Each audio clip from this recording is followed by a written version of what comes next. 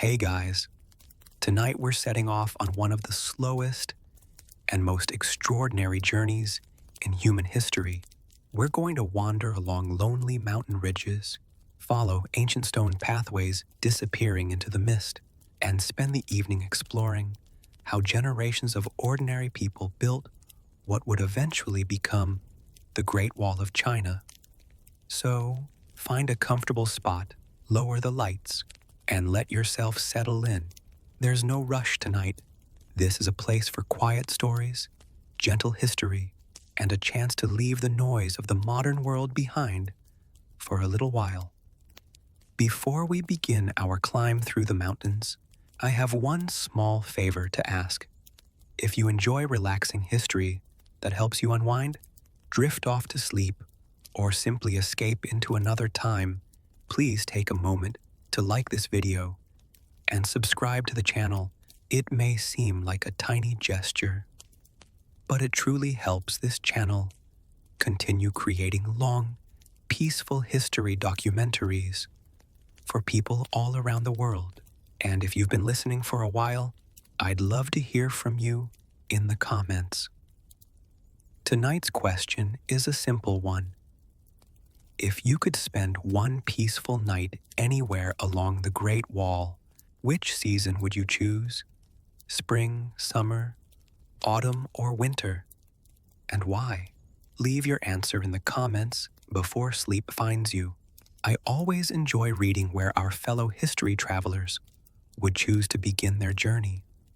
Now, take one slow, comfortable breath. Let your shoulders relax. Feel the weight of the day slowly melt away. Imagine cool mountain air brushing across your face. The distant calls of birds fade into silence as the last golden light slips behind endless ridges. Far below, narrow valleys disappear beneath a blanket of evening mist, while above you the first stars quietly emerge, one after another. There are no notifications here. No deadlines, no crowded streets, only ancient mountains stretching farther than the eye can see, and a winding wall that seems to flow across them like a stone dragon asleep beneath the night sky. It's difficult to imagine just how long this wall truly is. Today, we often picture it as a single, continuous structure standing proudly across northern China from one end to the other. History, however, is rarely that simple. The Great Wall was not built in a single year, or even a single century.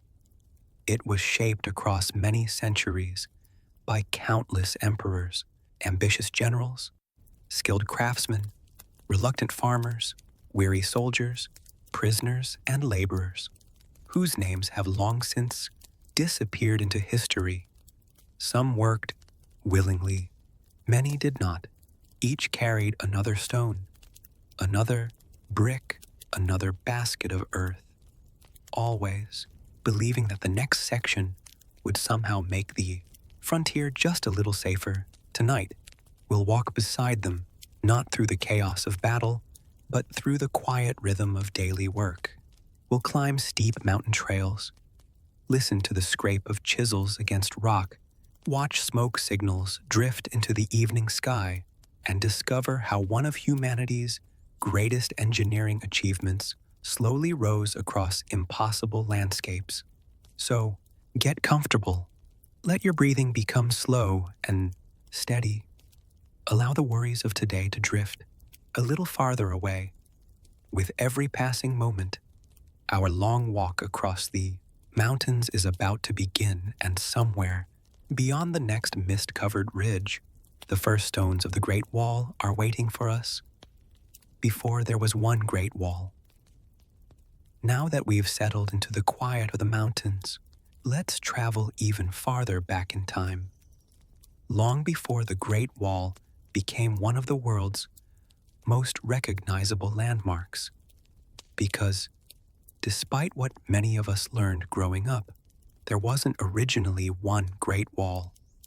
There were many walls, separate walls, Sometimes connected, often completely isolated, and occasionally built by kingdoms that disliked one another almost as much as they disliked the people they were trying to keep out. History has a funny way of simplifying things. We hear the phrase, the Great Wall of China, and naturally imagine a single emperor pointing dramatically toward the mountains, while thousands of workers immediately started laying bricks in a perfectly straight line. Reality, as usual, was much messier and considerably slower. If you had wandered across northern China nearly 2,500 years ago, you wouldn't have found one endless stone barrier stretching across the horizon. Instead, you would have discovered dozens of smaller fortifications scattered across hills, valleys, forests, and open plains. Some were little more than packed earth embankments, topped with wooden fences. Others were thick defensive walls surrounding important cities or protecting narrow mountain passes. Each kingdom built what it could afford. Each ruler believed his own wall would be enough, and every neighboring kingdom quietly hoped theirs would be stronger. At the time, China was not yet a single united empire. Instead, it was divided into competing states, each ruled by ambitious kings determined to expand their territories. Diplomacy came and went like the changing seasons, but warfare never seemed to take a proper holiday. One year, two kingdoms might be allies. The next year, they were marching armies toward one another. If medieval Europe had enjoyed inventing paperwork, ancient China excelled at inventing rival kingdoms. Among the most powerful states were Qin, Zhao, Yan, Wei, Han, Chu, and Qi. Each possessed its own army, government, traditions, and ambitions. Their rulers dreamed not of peaceful coexistence, but of becoming the one kingdom that would rule them all. That dream came with a rather obvious problem. Everyone else had exactly the same idea, so the landscape slowly filled with defensive projects. Walls rose around cities. Watchtowers appeared on lonely ridges. Earthen barriers stretched across vulnerable valleys where invading cavalry could easily pass. These early walls were practical rather than beautiful. Builders rarely worried about symmetry or elegant architecture. If a steep cliff already blocked one side of a valley, they happily used it. If a rocky ridge offered natural protection, they built upon it instead of against it. Ancient engineers appreciated free construction materials just as much as modern ones. The earliest builders relied heavily on a technique known today as rammed earth. Layer after layer of soil, gravel, sand, and small stones was poured between sturdy wooden frames. Workers then pounded the material over and over again, using heavy wooden tampers until it became astonishingly dense. The process was an repetitive lift, drop, hour after hour, day after day. It wasn't exciting work. In fact, it may have been one of the earliest examples of a full-time job where every day felt remarkably similar to the last. Yet the results were impressive. Properly compacted rammed earth could withstand wind and rain for centuries. Even today, archaeologists can still find sections of these ancient walls standing proudly after more than 2,000 years. Not bad for what is essentially very determined dirt. Of course, walls alone solved only part of the problem. A wall is useful only if someone is watching it. So, alongside these defenses came wooden towers, where guards kept careful watch over the surrounding countryside. During peaceful days, they scanned the horizon for traders, travelers, or wandering shepherds. During dangerous times, they searched for dust clouds that might signal approaching armies. Communication was surprisingly sophisticated. Smoke by day and fire by night allowed distant towers to relay warnings across remarkable distances.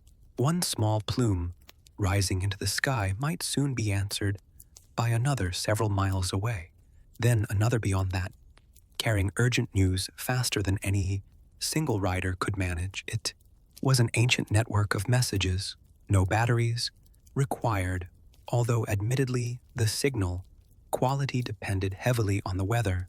For the ordinary people living near these frontier walls, life was anything but peaceful. Farmers worked their fields, knowing that conflict could erupt with little warning. Villages sometimes found themselves caught between rival kingdoms, changing rulers not because anyone moved the buildings, but because armies kept moving the borders. Imagine planting your crops in the spring under one king's taxes and harvesting them in the autumn under someone else's. Paperwork must have been interesting. Families adapted as best they could. Homes were built close together for protection. Grain was stored carefully against the possibility of siege. Children learned at an early age that distant drums or unexpected horns could mean it was time to gather belongings and seek shelter behind nearby fortifications. Even in quieter years, uncertainty never disappeared completely. Meanwhile, beyond these walls stretched the vast northern grasslands, home to highly skilled horse-riding peoples whose lives differed greatly from those of the farming communities farther south. They moved with the seasons, followed grazing lands, and mastered horseback riding from an early age. To settled kingdoms, these fast-moving riders often seemed almost impossible to predict.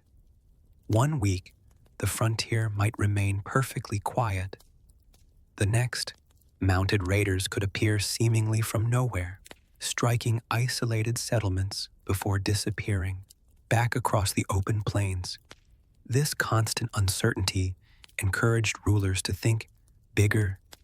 If one wall protected one valley, could many walls protect an entire frontier? If neighboring kingdoms already possessed defensive barriers, could those barriers someday be connected? Few people could yet imagine the answer. The scattered walls rising across northern China were never intended to become parts of one immense structure. Their builders worked for different kings, spoke different regional dialects, answered to different officials, and often fought one another as fiercely as they fought outside enemies. No one looked across the mountains and thought, perhaps someday tourists will hike all of this. Their goal was much simpler: survive another season, protect another harvest, hold the next invasion just long enough for reinforcements to arrive. Stone by stone, hill by hill, generation after generation. Without realizing it, these forgotten builders were laying the foundations for one of history's greatest engineering achievements. The Great Wall had not yet been imagined, but its story had already begun. Why ancient kingdoms feared the northern riders as dawn slowly spread across the northern frontier. The world looked almost impossibly peaceful. Morning mist drifted across rolling grasslands. Wildflowers swayed gently in the breeze. Birds circled overhead, and the distant mountains rested beneath a pale golden light. It was the kind of landscape that encouraged deep breaths and quiet thoughts, until someone noticed a cloud of dust on the horizon. For the farmers living along China's northern frontier, That tiny brown cloud could mean everything. Perhaps it was nothing more than a herd of wild animals, perhaps a group of traveling merchants, or perhaps hundreds of mounted warriors moving so quickly that by the time anyone was certain who they were, it was already too late. Unlike the settled kingdoms farther south, many of the peoples who lived across the vast northern steppe followed a completely different way of life. They were not tied to permanent cities. They did not spend every spring planting fields that had to be harvested months later.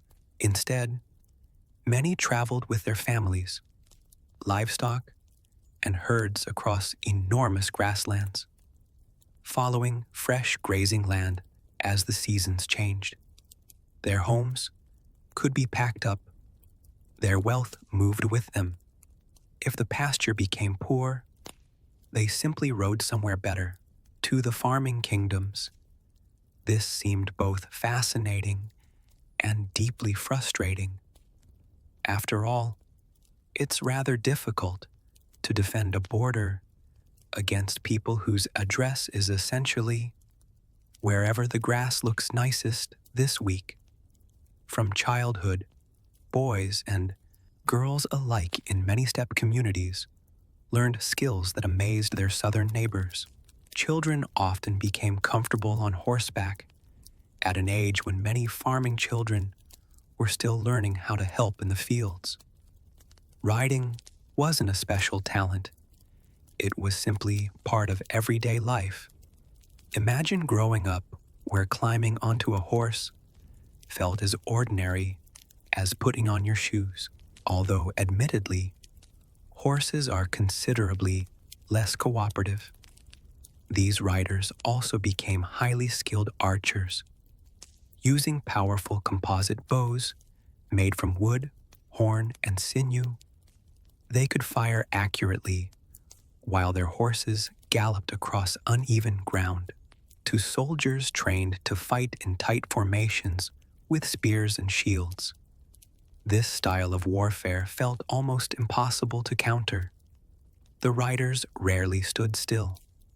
They rarely accepted a straightforward battle. Instead, they appeared suddenly, attacked quickly, and vanished just as fast. It was warfare built on movement.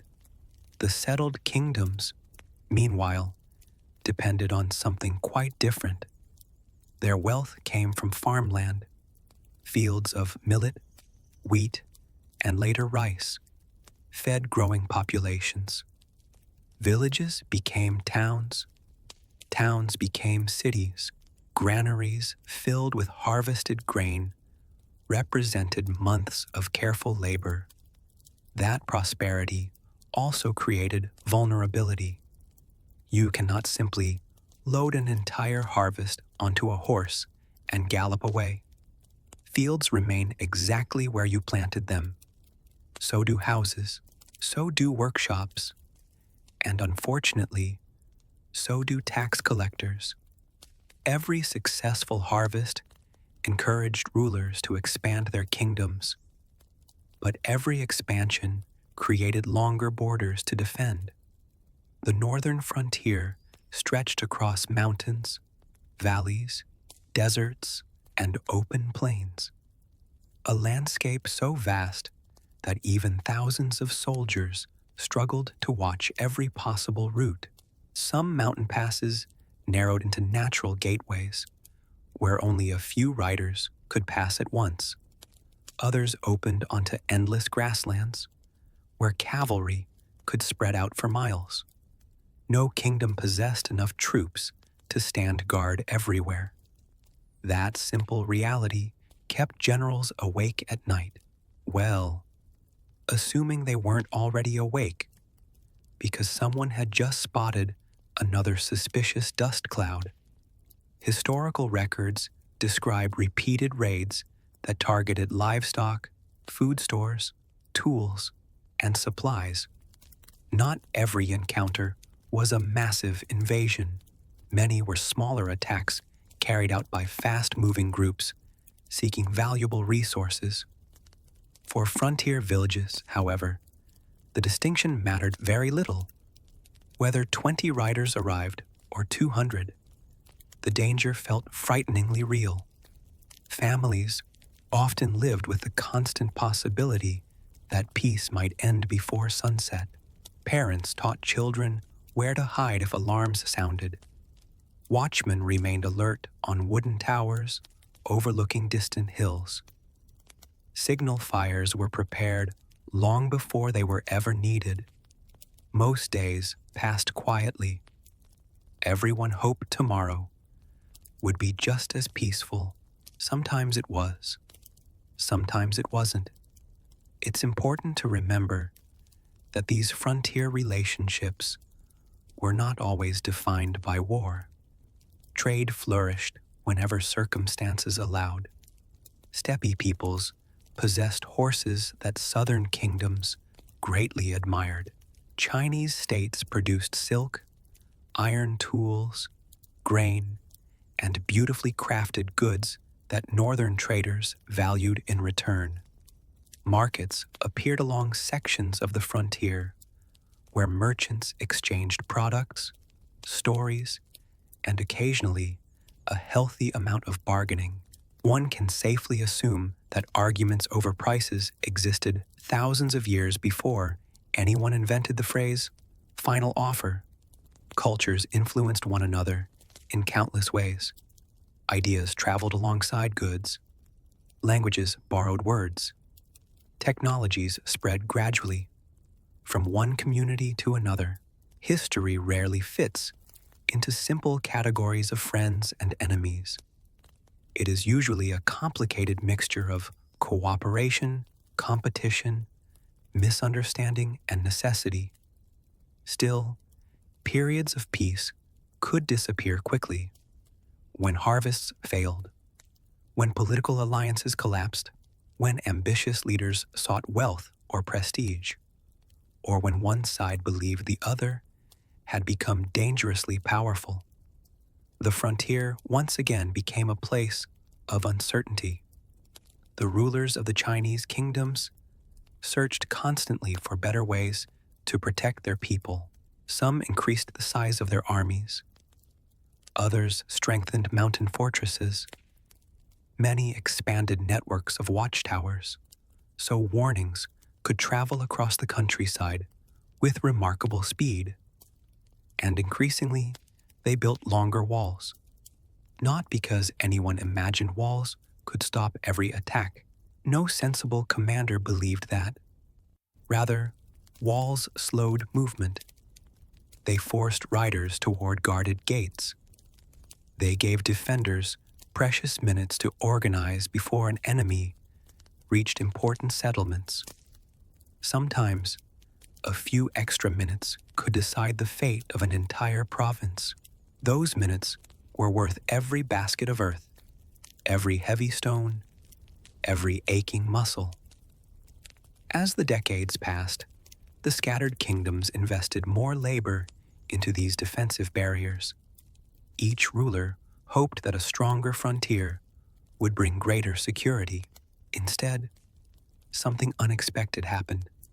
The walls themselves began to reshape the landscape. What had once been isolated defenses slowly grew longer. Watchtowers multiplied. Roads connected military outposts. Entire generations spent their lives maintaining borders that stretched farther each year. Without realizing it, the kingdoms were preparing the foundations for something far larger than any of them could imagine. Soon, one ambitious ruler would look across these scattered defenses and see not separate walls, but the beginning of one extraordinary vision stretching across the mountains themselves. And that ruler's name would echo through history for more than 2,000 years. His name was Qin Shi Huang. Qin Shi Huang's impossible dream. By the middle of the 3rd century BCE, the scattered kingdoms of China had spent generations fighting one another. Wars came and went. Borders shifted. Kings celebrated victories that rarely lasted as long as they had hoped, and ordinary people quietly carried on planting crops, repairing homes, and wondering which ruler would be collecting taxes next year. It was a difficult way to build a peaceful society. Eventually, one kingdom began winning more often than the others. That kingdom was Qin. Located in the rugged western lands, Qin had developed a reputation for discipline, organization, and military efficiency. Its armies were well trained, its officials demanded strict obedience, and its rulers believed that strength, not endless negotiation, was the quickest path to lasting order. Whether everyone agreed with that philosophy was another matter entirely, but history is often written by whoever arrives with the larger army. In 259 BCE, a boy named Yingzheng was born into this ambitious kingdom. His early life was anything but simple. Political intrigue surrounded his family from the beginning. Court officials competed for influence.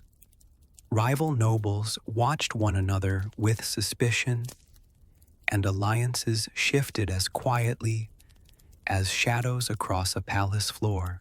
Being born into royalty might sound glamorous. It also meant that nearly everyone around you had a reason to smile politely, while secretly calculating how useful or inconvenient you might become. Not exactly the most relaxing childhood.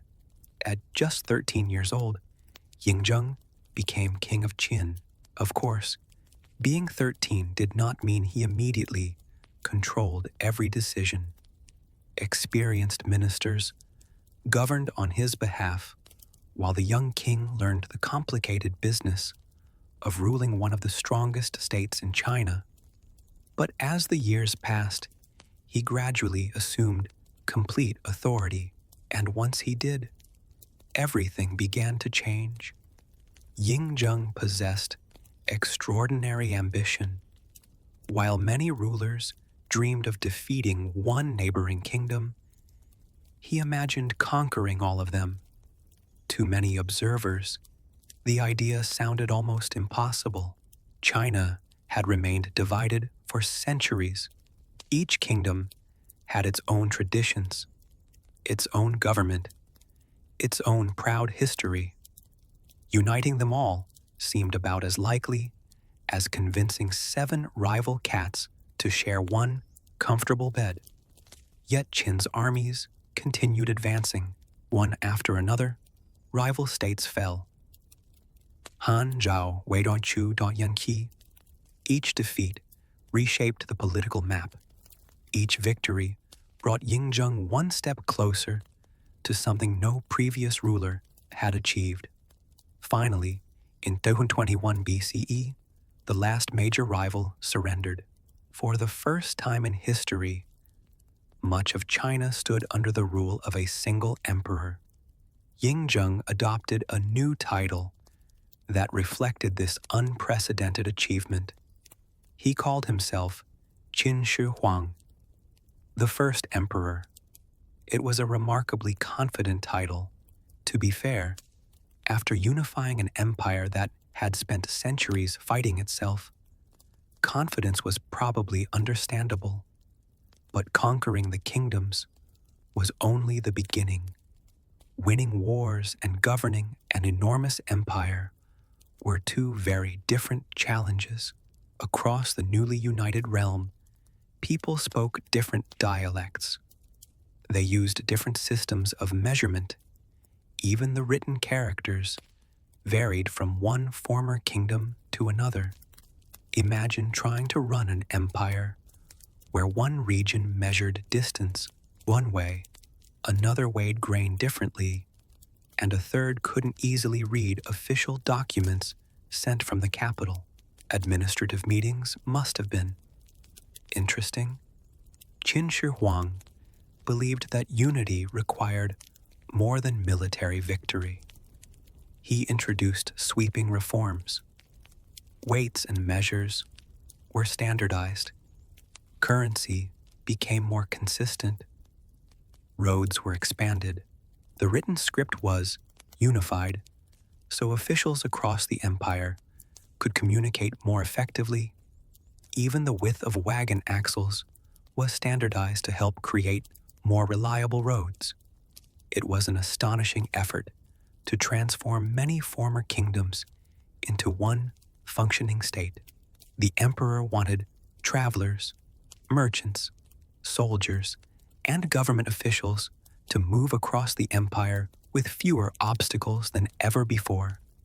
Ironically, while people gained greater freedom to travel within the empire, the emperor became increasingly determined to control who entered it from beyond the northern frontier, because despite all his victories, one problem remained unsolved: the northern steppe. The old rival kingdoms had disappeared, but the horse-riding peoples beyond the frontier had not. Raids continued. Border settlements still faced uncertainty. The empire might now answer to one emperor instead of 7 kings, yet the frontier remained as vast and difficult as ever. Qin Shi Huang understood something that previous rulers rarely could. The scattered walls built by former kingdoms no longer belonged to competing states. Now they all belonged to him. He looked across maps filled with disconnected fortifications, isolated watchtowers, and aging earthworks. Where others saw separate defenses, he saw pieces of a much larger puzzle. Instead of abandoning these older walls, he envisioned strengthening them, repairing damaged sections, extending others, and linking key fortifications together wherever geography allowed. It was an idea breathtaking in its scale. Not a single wall built from nothing, but an enormous defensive network stretching across mountains, valleys, deserts, and plains. Thousands of miles of frontier transformed into one coordinated system. The project demanded almost unimaginable amounts of labor. Surveyors first had to determine where new sections should run. Engineers studied mountain ridges and river crossings. Officials calculated supplies. Military commanders identified vulnerable routes where northern riders were most likely to appear. Then came the hardest question of all: who would build it? The answer was almost everyone the government could command.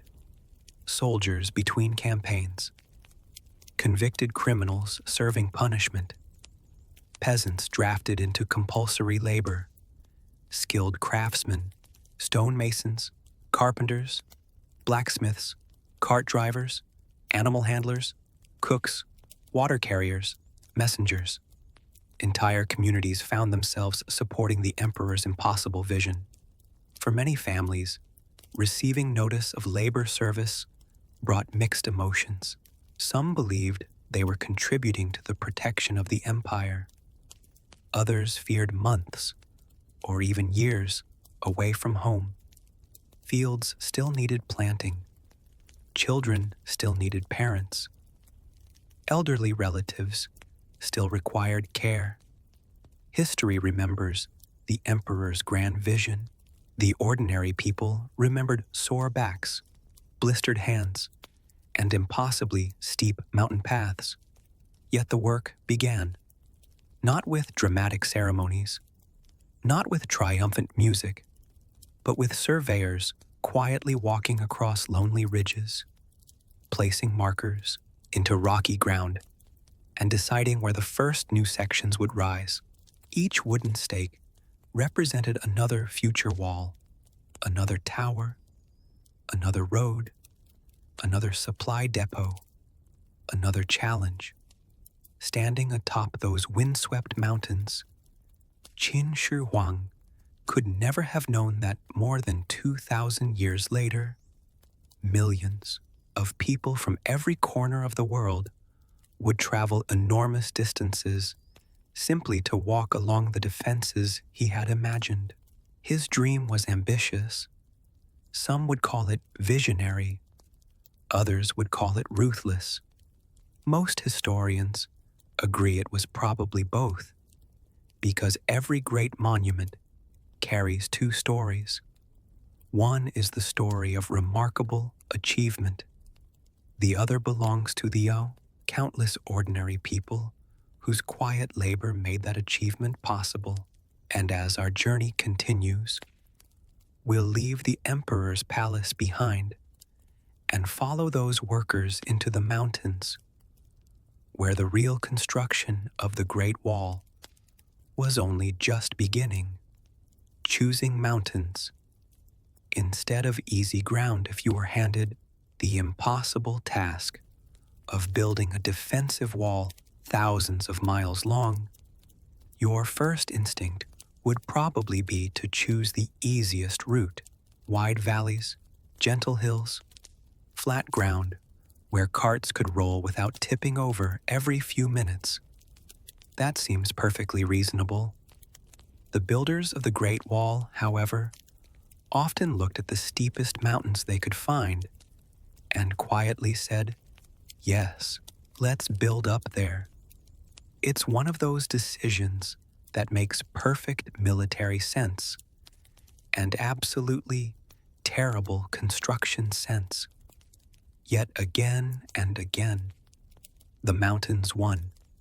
As the first light of morning spilled across northern China, government surveyors climbed narrow ridges, carrying measuring ropes, wooden stakes, simple maps, and generations of practical experience. There were no satellites, no drones, no helicopters circling overhead with convenient aerial photographs. If they wanted to understand the landscape, they walked it. Every ridge, every valley, every rocky pass, every windswept summit.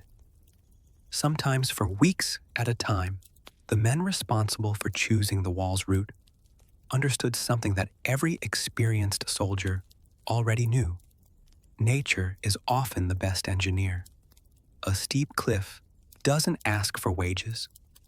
A mountain never falls asleep during guard duty, and a narrow mountain pass can force hundreds of attackers into a space where only a few can advance at once. Instead of fighting against the landscape, the builders decided to let the landscape fight alongside them.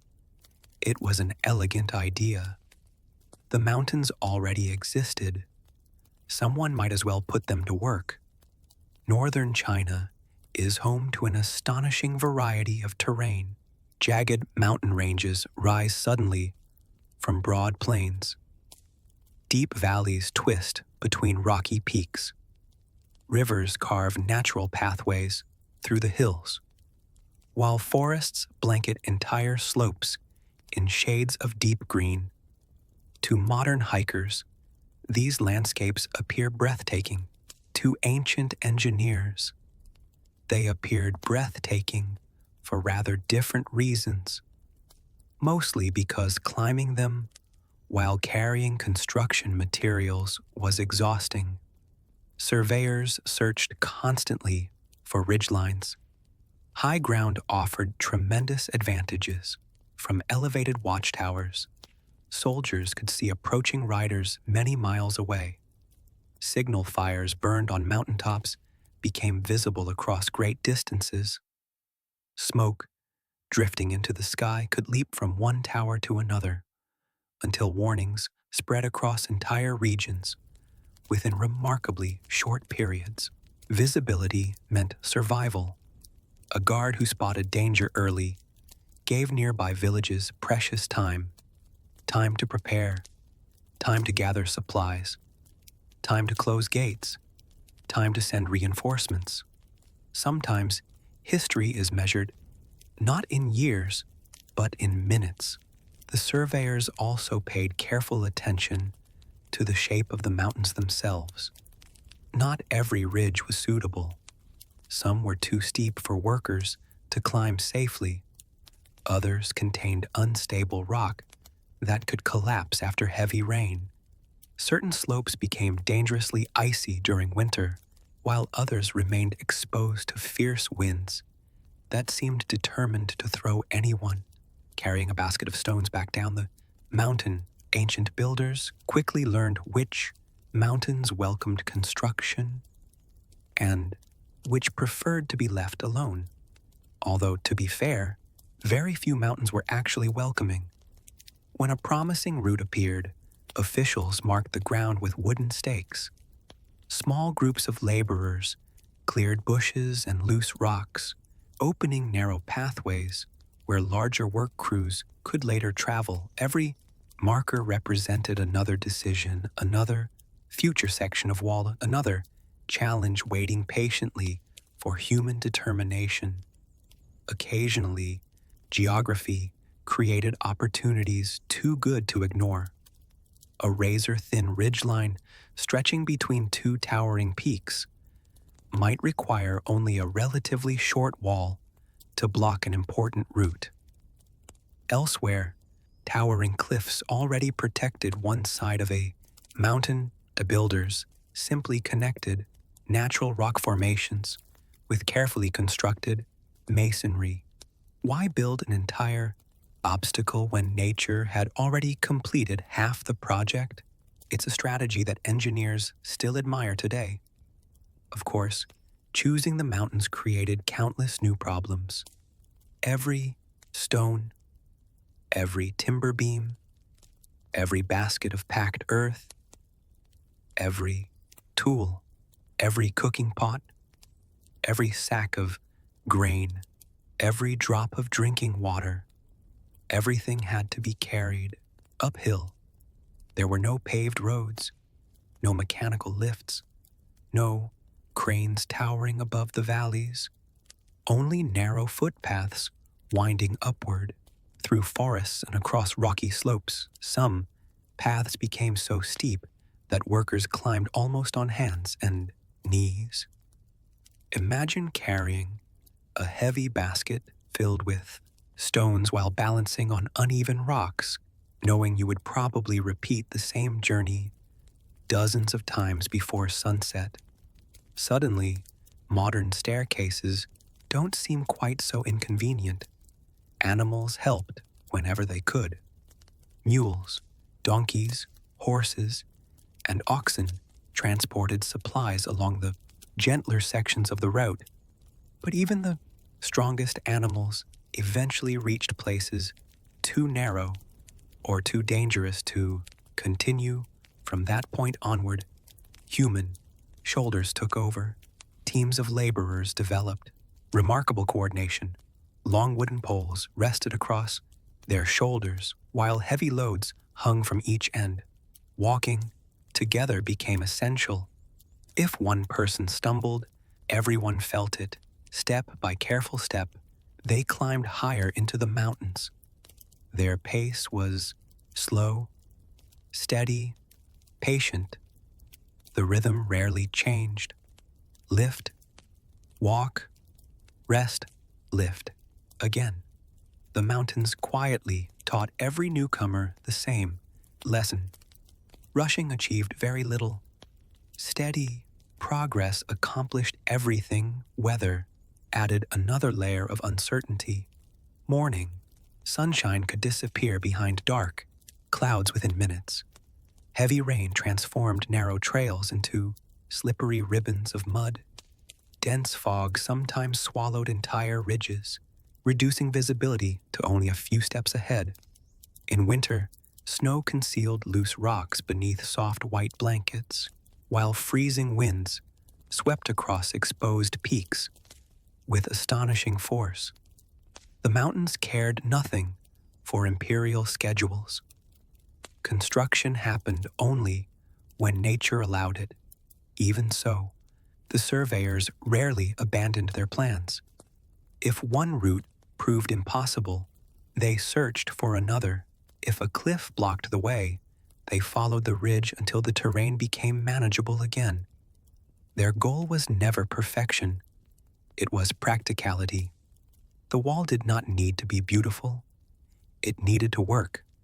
Looking back today, it's easy to imagine that every section followed one carefully designed master plan from beginning to end. The reality was far more flexible. Builders constantly adapted to changing landscapes. Each mountain demanded different solutions. Some sections required massive stone foundations, others relied on compacted earth reinforced with timber. In later centuries, brick replaced many earlier materials, especially during the Ming Dynasty, creating the iconic appearance most visitors recognize today. But beneath those later improvements remain the same guiding principle established centuries earlier. Follow the mountains. Trust the ridges. Let nature become part of the defense. As evening settled over the frontier, the surveyors often paused atop lonely peaks to study the valley below. Tiny villages released thin columns of smoke into the cooling air. Rivers reflected the fading sunlight. Far beyond the northern horizon stretched the endless grasslands where mounted riders could appear with little warning. Somewhere across that immense landscape lay tomorrow's challenges, tomorrow's measurements, tomorrow's climb. The wall had not yet risen. Only scattered wooden stakes marked its future path. But those humble markers represented something extraordinary. For the first time, human ambition was beginning to trace a defensive line across mountains that had stood silent for millions of years. The hardest part was still ahead. Choosing where to build had been difficult enough. Now came the far greater challenge: finding the stone that would turn those empty mountain ridges into one of history's greatest engineering achievements. The surveyors who walked every ridge long before the first stone was lifted into place, before the first basket of earth was packed into a wooden frame, before thousands of laborers climbed the mountains carrying tools across their shoulders. There were the surveyors. They rarely appear in paintings. Their names are almost never remembered. No statues celebrate them. Yet, without these quiet men patiently studying the land, the Great Wall could never have taken shape. History often remembers the emperors who gave the orders. It remembers the generals who defended the frontier. Occasionally, it remembers the master builders who supervised construction. The surveyors, meanwhile, simply kept walking. Every morning began much the same way. Before sunrise, while the mountain air still carried the coolness of night, small teams gathered beside temporary camps. Their supplies were simple by modern standards: measuring ropes woven from hemp, wooden stakes, bamboo poles, wax tablets, or strips of bamboo for notes, simple maps copied by hand, food for several days, and enough water to last until the next reliable spring. No one packed lightly. Everything had to be carried. There were no comfortable mountain lodges waiting just over the next ridge. No cafes offering hot tea and warm bread. Only another hill and then another after that. The emperor's officials had given them a task that sounded wonderfully straightforward on paper: find the best route for the wall. Simple enough, until one looked at northern China. The frontier stretched across thousands of miles of mountains, deserts, forests, river valleys, and rocky cliffs. Some ridges rose gently toward the sky. Others climbed so sharply that even experienced travelers found themselves stopping every few minutes just to catch their breath.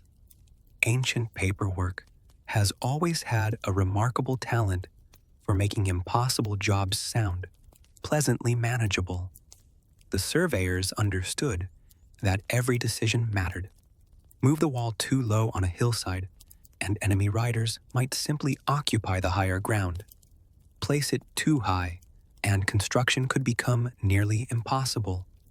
Choose unstable soil, and years of hard work might collapse after one particularly determined rainstorm. Ignore a nearby water source, and thousands of workers could struggle to survive.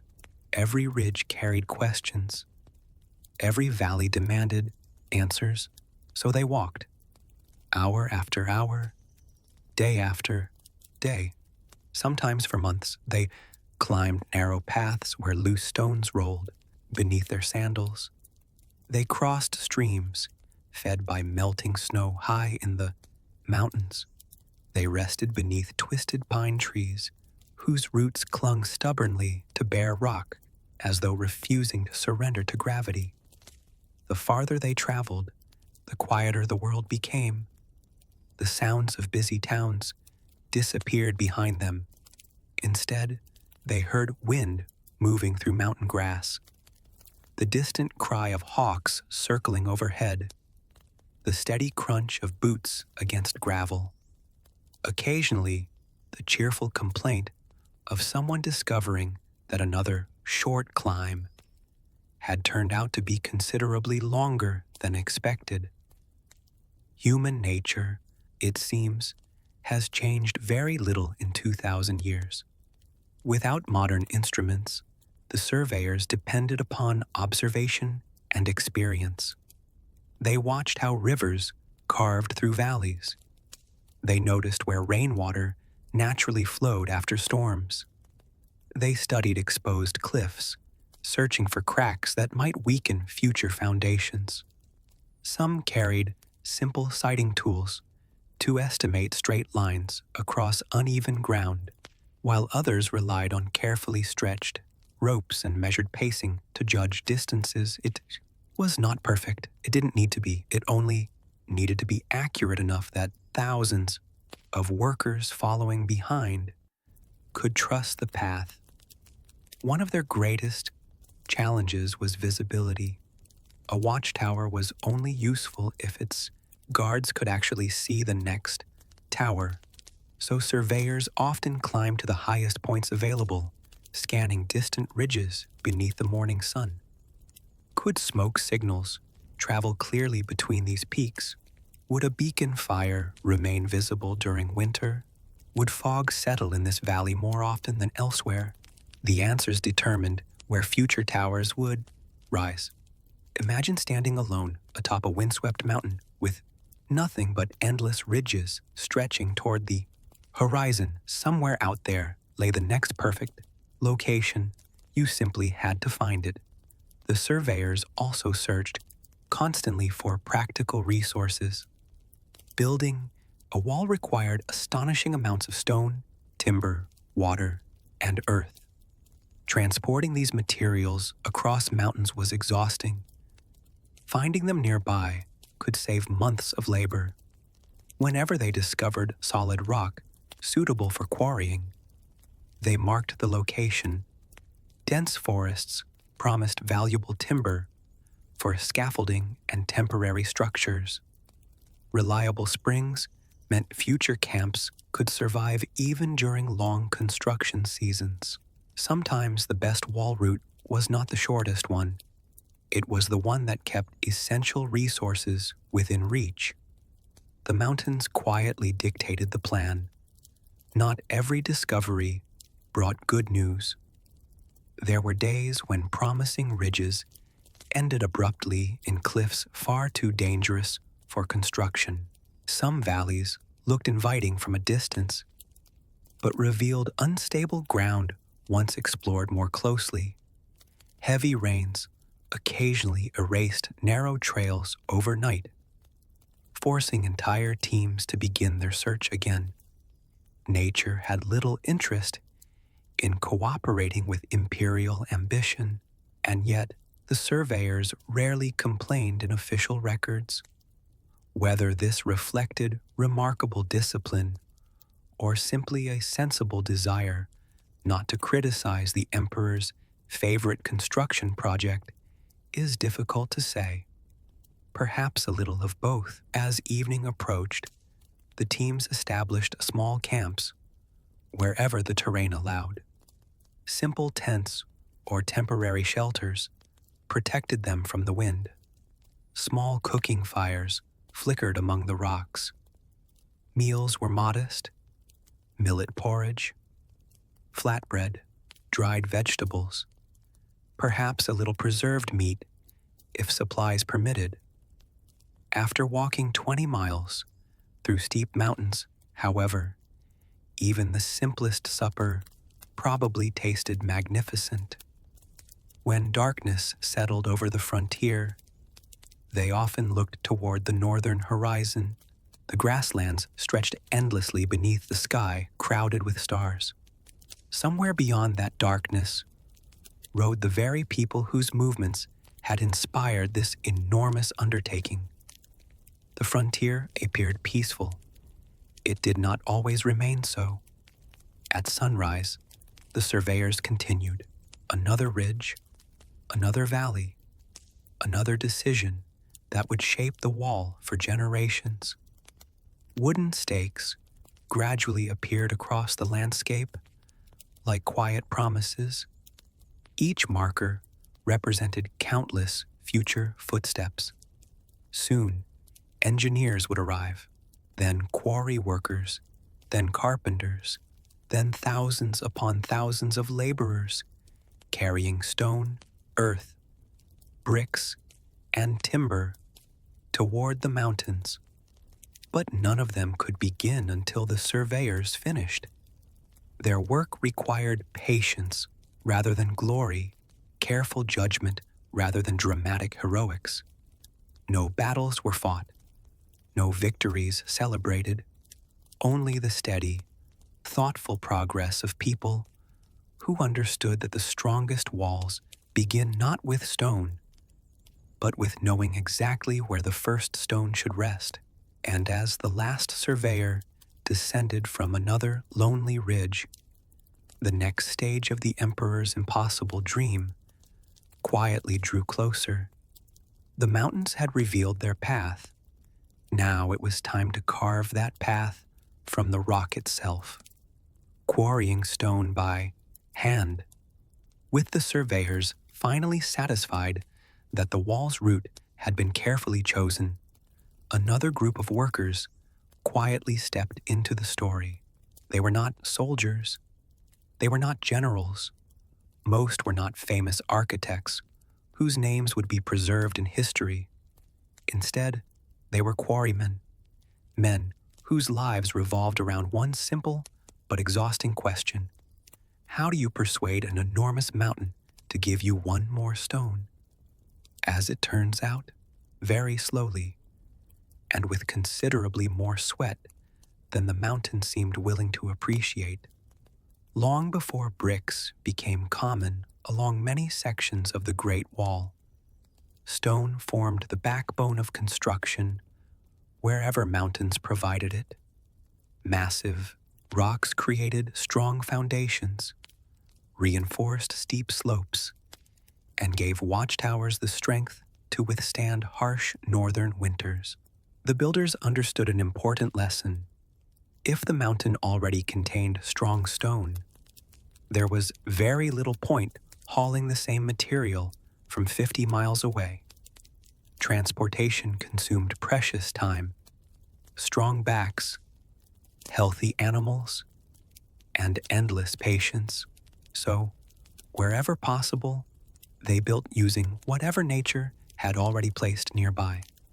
It was practical, efficient, and perhaps most importantly, it spared thousands of workers from carrying even heavier loads than they already faced. At first light, quarry camps slowly came alive. Cooking fires sent thin ribbons of smoke into the cool mountain air. Workers stretched stiff muscles that still remembered yesterday's labor.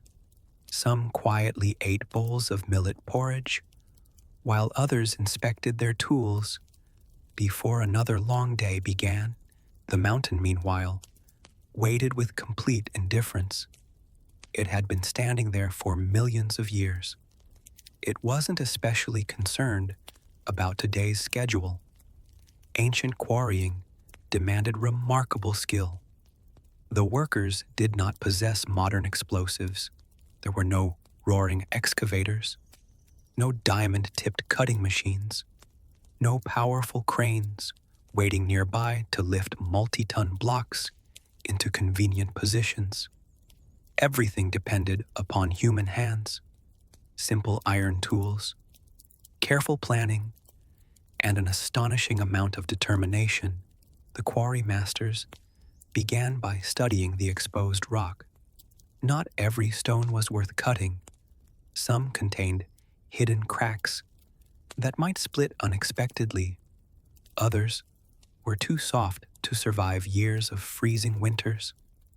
Experienced craftsmen learned to read the mountain almost like a book, a subtle change in color, a fine line running across the surface, the sound produced when struck with a hammer. Each clue revealed something about the stone hidden beneath.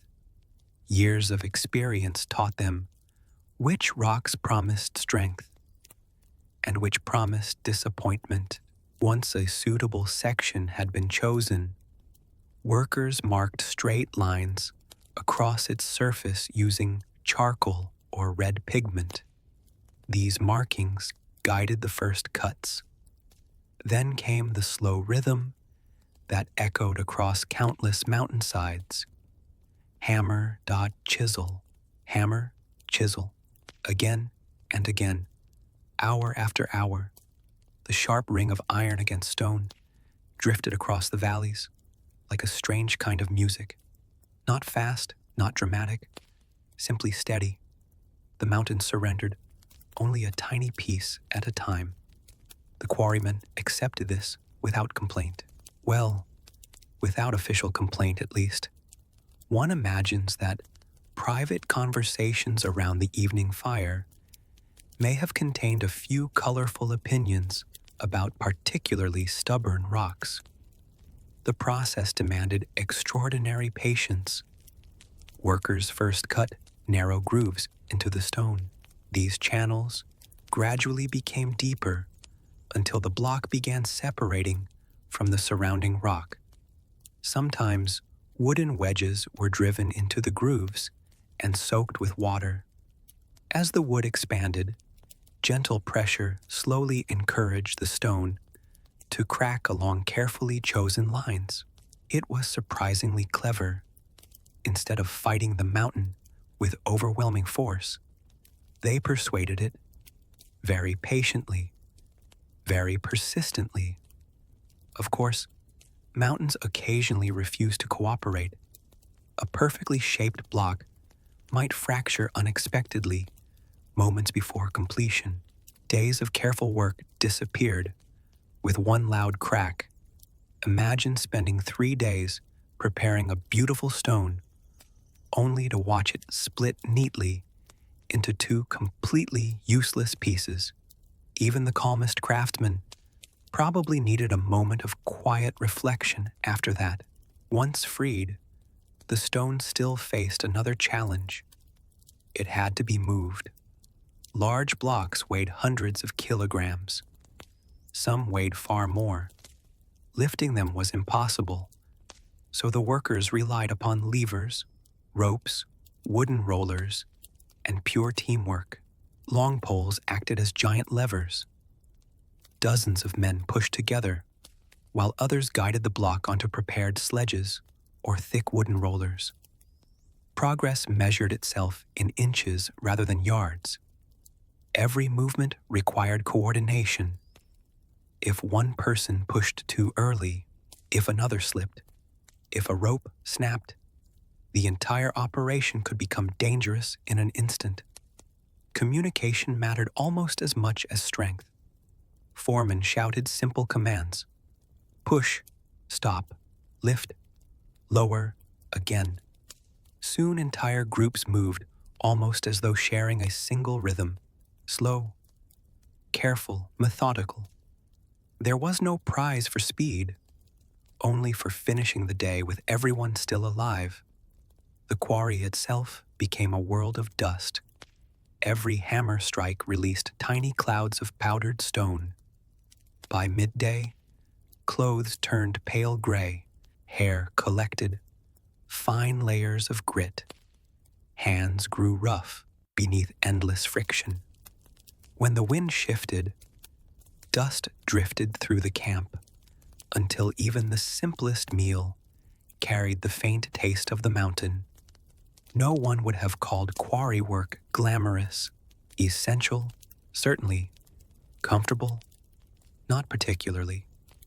Despite the hardship, moments of quiet beauty still appeared. In the early morning, sunlight illuminated fresh-cut stone with warm golden colors. After rainfall, the exposed rock glistened beneath the clouds. Wildflowers somehow found places to bloom among piles of broken rubble, reminding everyone that nature quietly continued its own work, regardless of imperial construction projects. Birds perched fearlessly upon unfinished blocks. Mountain goats occasionally observed the workers from impossible cliffs, perhaps wondering why humans insisted on making life so much more complicated than necessary. An excellent question, really.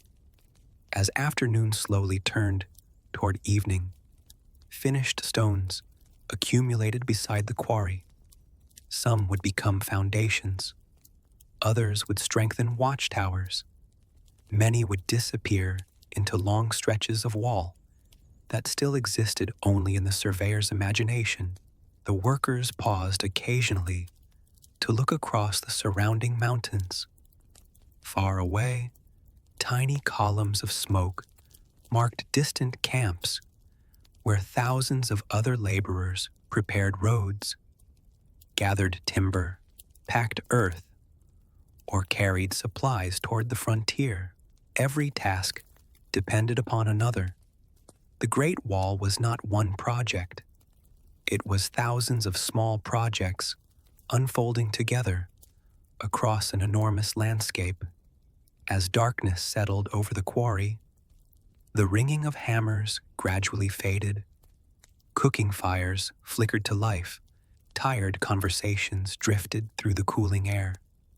Some workers carefully sharpened worn chisels for tomorrow. Others, simple. The stone they had cut today would remain long after they were gone. Perhaps centuries, perhaps millennia. Most would never see the completed wall. Many sections were simply too far away. Yet each carefully shaped block carried a small part of their effort, a silent contribution hidden within one of humanity's greatest engineering achievements. Tomorrow, the mountain would demand another day's labor, and the quarryman would return, hammer in one hand, chisel in the other, ready, once again, to ask the ancient mountains for just one more stone. Millions of bricks without modern machines. As remarkable as the great stone quarries were, they could never supply every section of the wall. Northern China is a land of many landscapes. Some regions offered towering cliffs, filled with solid rock. Others provided little more than packed earth, clay, and rolling hills. The builders quickly realized that the mountains would have to share their responsibilities. Stone alone simply wasn't enough.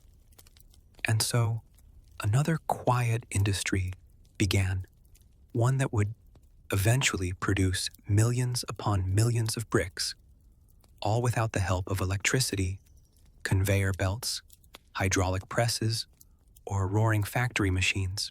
Just people, clay-fire, and an extraordinary amount of patience. When most visitors picture the Great Wall today, they imagine long rows of gray bricks stretching over mountain ridges like an endless stone ribbon. Those famous brick sections, however, mostly belong to the Ming Dynasty, more than 1,000 years after Qin Shi Huang first dreamed of connecting the frontier defenses. The earliest walls often relied on rammed earth, gravel, timber, and locally gathered stone. But as building techniques improved and later dynasties strengthened the frontier, fired bricks became one of the wall's greatest advantages. Bricks were remarkably practical. They could be made in large numbers. They were easier to stack into neat walls. If one cracked, it could often be replaced without dismantling an entire section. And perhaps best of all, they didn't complain about climbing mountains. The people carrying them certainly did. Brick making usually began far from the wall itself. Workers searched for deposits of high-quality clay hidden beneath fields and riverbanks. Not every patch of earth would do. Clay that contained too much sand became weak. Too much organic material caused bricks to crack while drying. Experienced craftsmen tested the soil with practiced hands, squeezing damp clay between their fingers, feeling its texture, and judging whether it possessed the right balance for strong construction. Generations of experience often mattered more than written instructions. Once suitable clay had been found, the digging began. Men and women worked side by side, cutting deep into the earth with wooden and iron tools. The clay was loaded into baskets, carried to nearby work areas, and piled into growing mounds. There, another group waited. Their task looked surprisingly simple. Mix the clay. In reality, it was anything but simple. Large quantities of water had to be added gradually, while workers stomped the mixture with their bare feet. Hour after hour, they walked through cool, sticky clay until it reached exactly the right consistency. Children sometimes helped with the easier parts of the work, while older craftsmen carefully inspected every batch. One can only imagine returning home after a long day and discovering that your profession required you to explain, "No, I wasn't walking through mud for fun. I was making history." When the clay became smooth and free of large stones, it was pressed into wooden molds.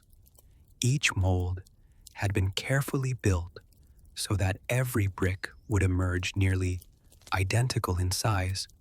Uniform bricks meant faster construction, straighter walls, and fewer headaches for the masons waiting on the mountains.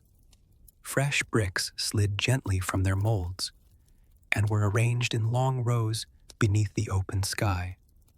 Now came one of the most difficult parts of the process: waiting. The bricks had to dry slowly before entering the kiln. Too much moisture could cause them to explode when heated.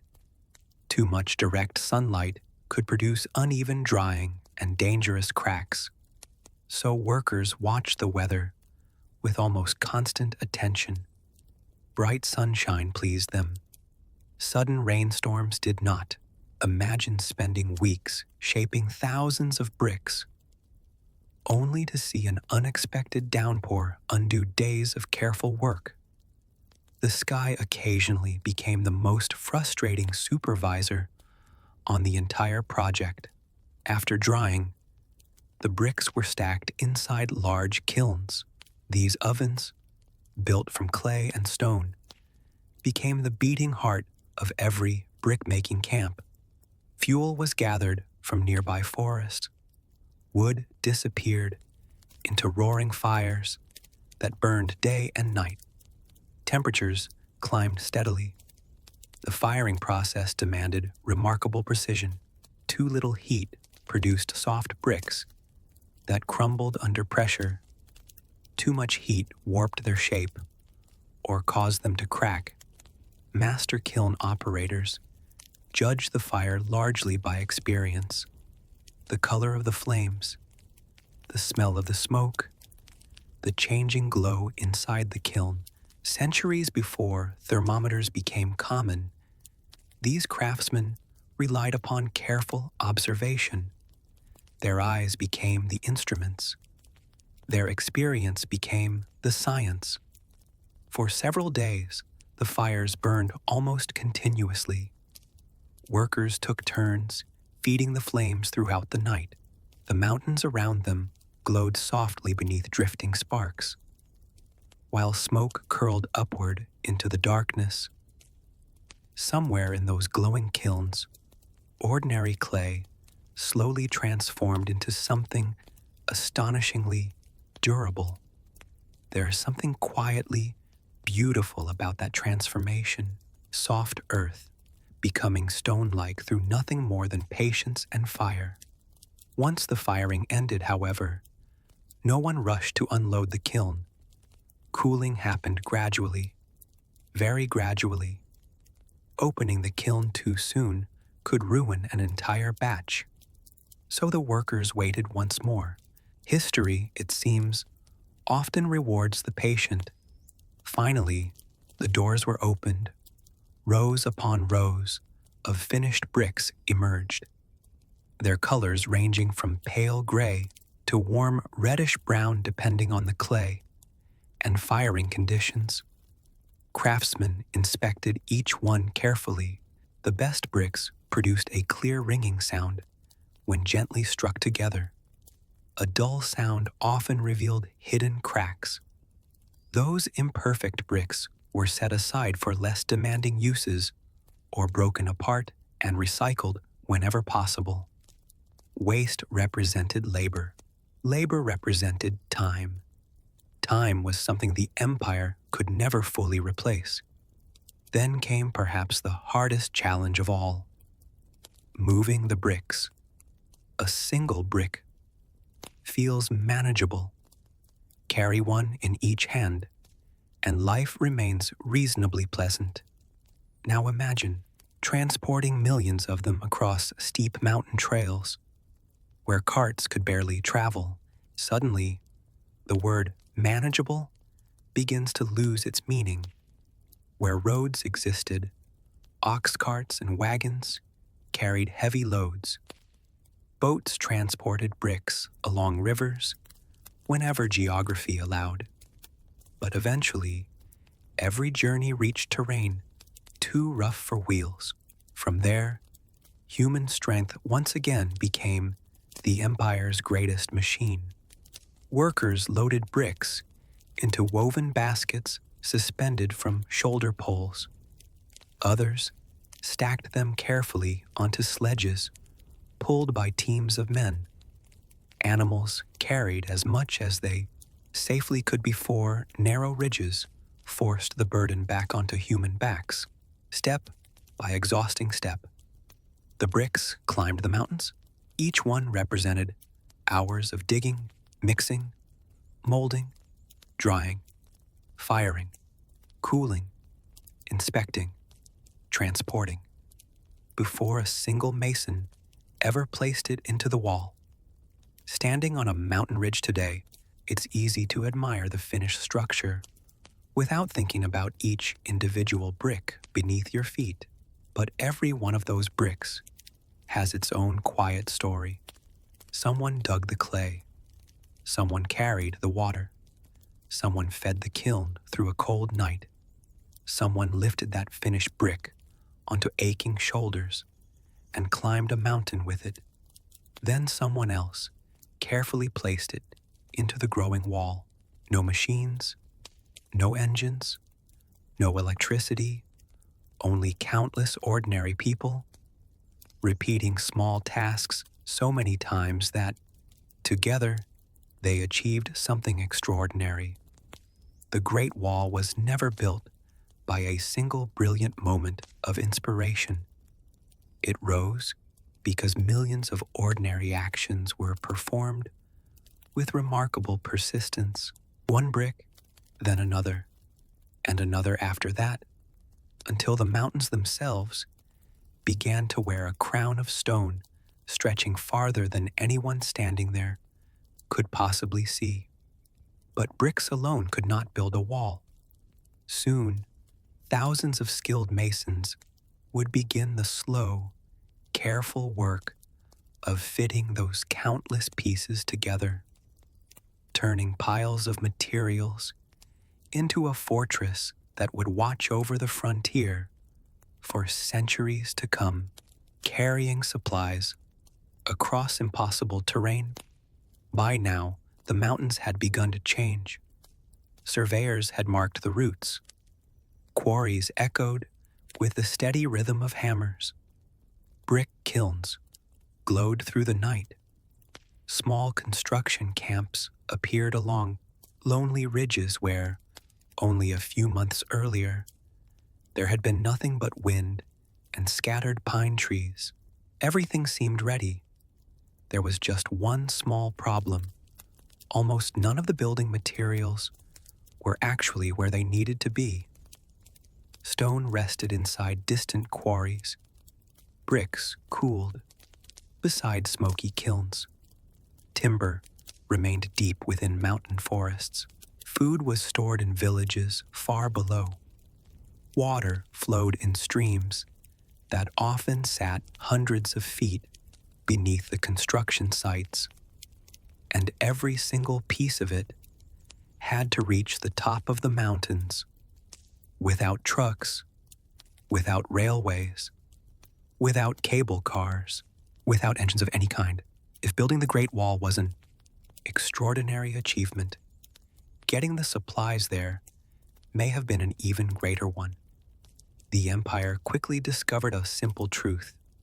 A mason cannot lay a stone that never arrives. So while thousands of workers built the wall itself, thousands more spent their days doing something far less glamorous. They carried everything. Imagine standing at the base of a steep mountain before sunrise. Mist clings to the trees. The morning air is cool enough that every breath feels fresh. Above you, barely visible through drifting clouds, lies the construction site. It might be 2 hours away, perhaps 4. There is no road, only a narrow footpath twisting between rocks and tree roots. Now imagine someone handing you 2 heavy baskets filled with bricks. See you at the top. History had a wonderfully understated way of assigning difficult jobs. Most supplies traveled using shoulder poles, a tool so simple that it remained useful for centuries. A long wooden beam rested across a worker's shoulders, with baskets hanging from each end.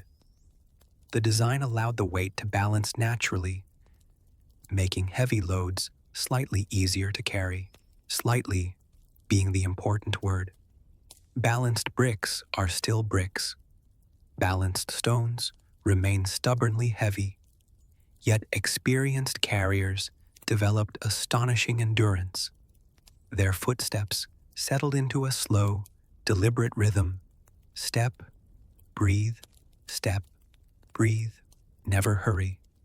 Never waste energy. The mountain always punished those who tried to rush. Teams often climbed together, not because conversation made the work easier, although it sometimes helped, but because cooperation kept everyone safer. If someone slipped on loose gravel, nearby workers could steady the load. If a bridge became damaged, several people could repair it together. If one person grew exhausted, another might help carry part of the burden for the final stretch. The wall may have been built stone by stone, but it survived because people learned to depend upon one another. Animals played their part as well. Mules became some of the empire's most reliable companions. Strong-footed and remarkably patient, they carried loads along narrow mountain trails that would have terrified larger animals. Donkeys transported bricks. oxen hauled timber, where wider paths allowed. Horses delivered urgent messages between distant camps. Even so, every animal eventually reached terrain that defeated it. Some ridges narrowed until only a single person could pass.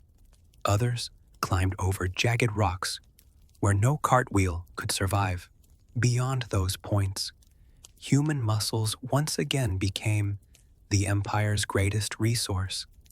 It's remarkable to think that one of the largest construction projects in history often depended upon nothing more complicated than determined people carrying heavy things uphill. Sometimes, the loads themselves required creativity. Long timber beams demanded groups of 10 or even 20 workers. Each man supported part of the weight, while carefully matching everyone else's pace. One careless step could throw the entire beam off balance. Moving together became almost like a dance, a very exhausting dance, one that nobody would have chosen for entertainment. Rivers presented another challenge. Whenever possible, builders transported supplies by boat. Floating hundreds of bricks downstream required far less effort than carrying them over mountains. Boats became floating warehouses, gliding quietly along broad rivers before unloading their cargo at temporary depots closer to the frontier. From there, the climbing began all over again. One imagines the bricks themselves secretly enjoying the boat ride while the workers looked ahead at the mountains with considerably less enthusiasm.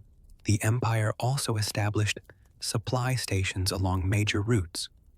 These simple depots stored food, tools, ropes, replacement equipment, and emergency supplies. Travelers could rest briefly before continuing their climb. Water jars stood ready for thirsty laborers. Fresh shoulder poles replaced broken ones. Blacksmiths repaired worn tools. Carpenters strengthened damaged carts. The wall was not merely one construction site.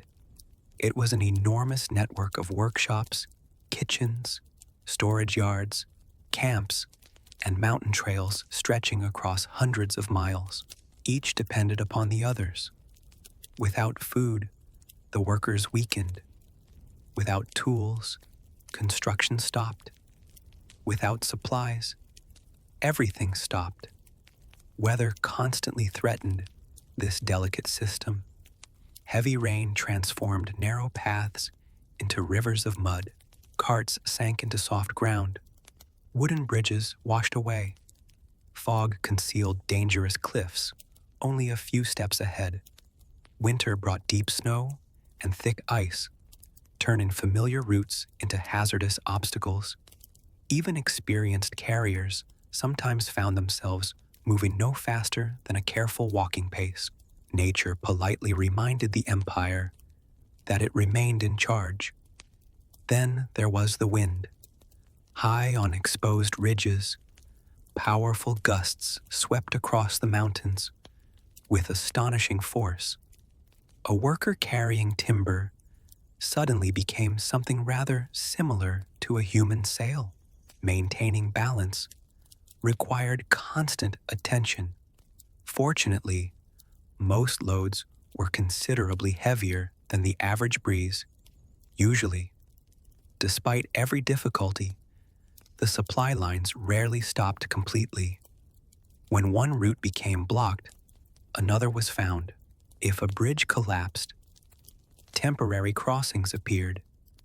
If landslides buried a trail, workers patiently cleared the debris before sunrise the next morning. Problems were expected. Solutions became part of everyday life. The mountains slowly taught everyone the same lesson. Persistence mattered more than speed. Each evening, long lines of tired workers descended the mountain. Their baskets were empty now. The climb downward felt easier, though aching legs occasionally disagreed. Smoke curled upward from cooking fires, waiting in the camps below. Simple meals of millet, vegetables, and preserved meat rewarded another day's labor. Some workers quietly repaired worn sandals. Others rubbed sore shoulders, where wooden poles had rested since dawn. A few simply sat in silence, watching the last sunlight disappear beyond distant peaks. Tomorrow would look remarkably similar. Another climb, another load, another journey along the same winding trail. To an outsider, the work might have appeared repetitive. Carry, climb, unload, return, repeat. Yet every trip added another handful of stones, another stack of bricks, another beam of timber. Slowly, almost imperceptibly, the wall grew higher, longer, stronger. The workers rarely saw dramatic progress from one day to the next, but weeks became months, months became years, and those countless, ordinary journeys gradually transformed scattered mountain ridges into one of the greatest engineering achievements the world would ever know, because history is not always built by famous emperors giving grand speeches. Sometimes it is built by ordinary people, quietly carrying heavy baskets up impossible mountains, one careful step at a time. And once the supplies finally reached the summit, another group of skilled hands eagerly awaited them. The masons, the craftsmen who would take rough stone, fired brick, and sturdy timber and fit them together with such care that parts of their work would still stand more than 2,000 years later. Life of an ordinary wall builder. By the time the sun finally rose above the mountain peaks, the builders were already awake, not because they wanted to be. The mountains had very little interest in anyone's preferred sleeping schedule. A faint horn or the steady beat of a wooden drum echoed through the camp before dawn, gently at first, then more insistently. Workers slowly emerged from simple shelters, built from rough timber, woven mats, and whatever materials could be gathered nearby. The morning air was cold. Even during warmer months, the high ridges often greeted the day with a chill that settled into tired muscles. Some men quietly stretched aching shoulders before standing. Others rubbed sore hands covered in fresh blisters and old scars. No one expected to wake up feeling refreshed. That would have been an unexpected luxury. Instead, they reached for another bowl of warm millet porridge. It wasn't exciting. It wasn't beautifully seasoned. No one was writing glowing reviews about the camp's breakfast, but it was warm. And on a mountain before sunrise, warm food had a way of feeling like a small miracle. A few pieces of dried vegetables, perhaps some preserved beans, and on fortunate days, a little salted meat completed the meal. The builders ate quietly. Conversations were usually short. Everyone understood what lay ahead. Another long day, another climb, another section of wall waiting patiently to be built. Most of these men were not professional builders in the modern sense. Some had been farmers only months earlier. Others had once tended orchards, repaired village wells, crafted wooden tools, or worked as blacksmiths. There were soldiers assigned to construction duty, convicted criminals serving sentences through labor, skilled masons overseeing complicated sections, carpenters shaping timber for scaffolding. Every camp brought together people from remarkably different walks of life. The mountain cared very little about their previous occupations. Everyone lifted stones. Everyone became tired. Before the day's work began, foremen gathered small groups and assigned their tasks. Some workers climbed higher to continue laying stone along unfinished stretches of the wall. Others mixed mortar. Some repaired pathways damaged by yesterday's heavy traffic. A few descended into nearby valleys to collect fresh water or additional supplies. The work never truly stopped. It simply changed from one task to another. As the sun climbed higher, the mountains slowly awakened around them. Birds darted between pine trees. A cool breeze carried the scent of damp earth and fresh-cut timber. Far below, thin ribbons of smoke rose from villages hidden among the valleys. For a brief moment, the landscape looked so peaceful that it became almost impossible to imagine the hardships unfolding upon these ridges. Then someone shouted for another load of stones. Reality returned rather quickly. Building the wall demanded careful teamwork. One worker rarely completed an entire task alone. Stone cutters shaped large blocks below. Carriers hauled them uphill. Masons carefully positioned each piece. Others packed smaller stones into gaps. Still more workers prepared mortar, while carpenters adjusted wooden scaffolding surrounding unfinished towers. Every person depended upon someone else. The wall grew because thousands of ordinary efforts quietly joined together. It was less like one enormous project and more like countless tiny projects happening all at once. The builders soon learned to move with a steady rhythm: lift, carry, place, adjust, step back, repeat. The motions became almost automatic after enough days. Some probably counted their footsteps without realizing it. Others watched clouds drifting slowly across the mountains while waiting for the next stone. History often imagines great monuments appearing through moments of dramatic inspiration. In truth, they usually emerge from patient repetition, the same careful movement, thousands of times. One of the greatest challenges was simply staying balanced. The wall frequently followed narrow ridgelines, where the ground sloped sharply on either side. A misplaced step could send loose rocks tumbling far below. Workers quickly developed an instinct for the terrain. They learned which stones shifted beneath their feet, which sections became slippery after rain, where strong winds tended to appear without warning. The mountains became both workplace and teacher. By midday, the sun warmed the rocky slopes. Dust clung to sweat-covered faces.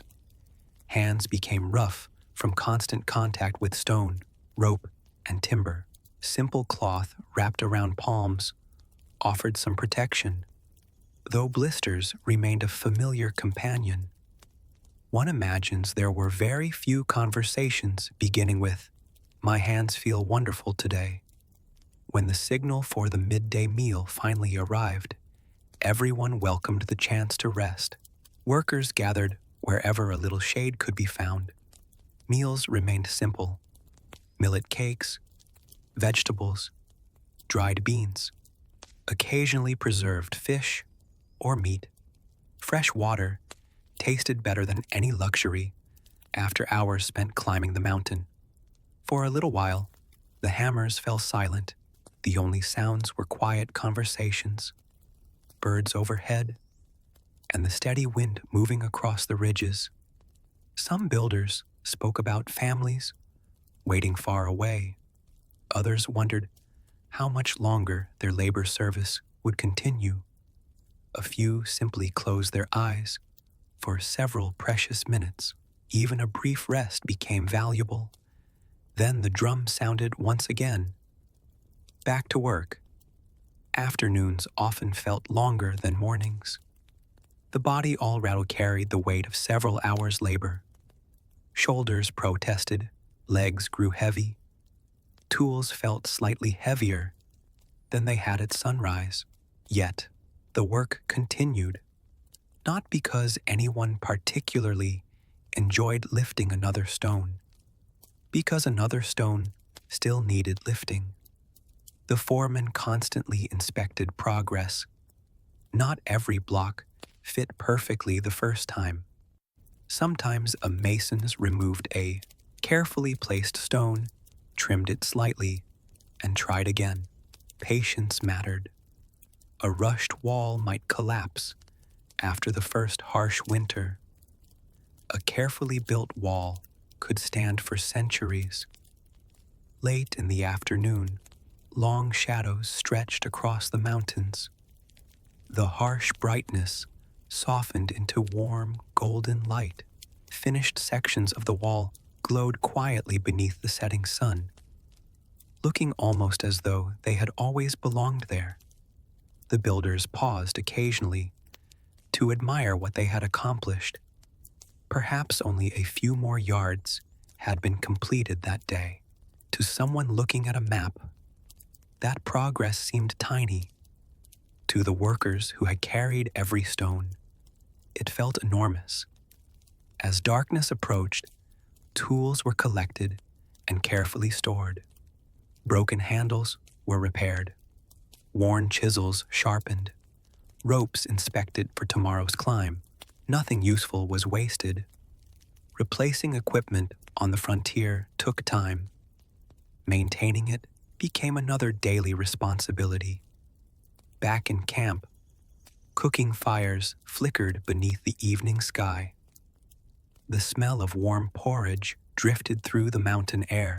Laughter appeared now and then, though usually in quiet bursts, rather than loud celebrations. Exhaustion has a curious way of making people appreciate the smallest comforts. A warm meal, dry clothing, a place to sit, a familiar face nearby. Above them, countless stars slowly filled the sky.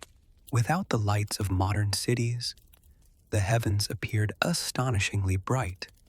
Many builders probably looked upward before sleep, wondering whether their families were seeing the same stars hundreds of miles away. It was a comforting thought. Tomorrow would begin exactly as today had. The drum before dawn, the cold mountain air, another bowl of millet, another climb, another stone, another quiet step toward completing a wall so vast that few of the workers would ever see more than a tiny fraction of it. History remembers the Great Wall, but the wall itself remembers them, not by name, not through monuments, but through every carefully placed stone that still rests upon those mountain ridges today. Because behind every famous wonder of the world are thousands of ordinary people who simply woke up, did an extraordinarily difficult job, and returned to their camps beneath the stars, never imagining that their everyday labor would one day become one of humanity's greatest achievements. Soldiers who became construction workers. When most of us picture ancient soldiers, we imagine polished armor, fluttering banners, dramatic cavalry charges, and heroic battles that determine the fate of empires. The reality, especially along the Great Wall, was often considerably less dramatic. Many soldiers spent far more time carrying stones than carrying swords. If you had asked a frontier soldier what he expected military life to be like, he might have imagined glorious victories, triumphant parades, or at least an exciting story to tell when he eventually returned home. Instead, there was a fair chance that someone would hand him a shovel before breakfast. History can be wonderfully practical. The emperors who ruled China understood that maintaining a large army was expensive. Feeding thousands of soldiers who spent every day waiting for an invasion simply wasn't practical.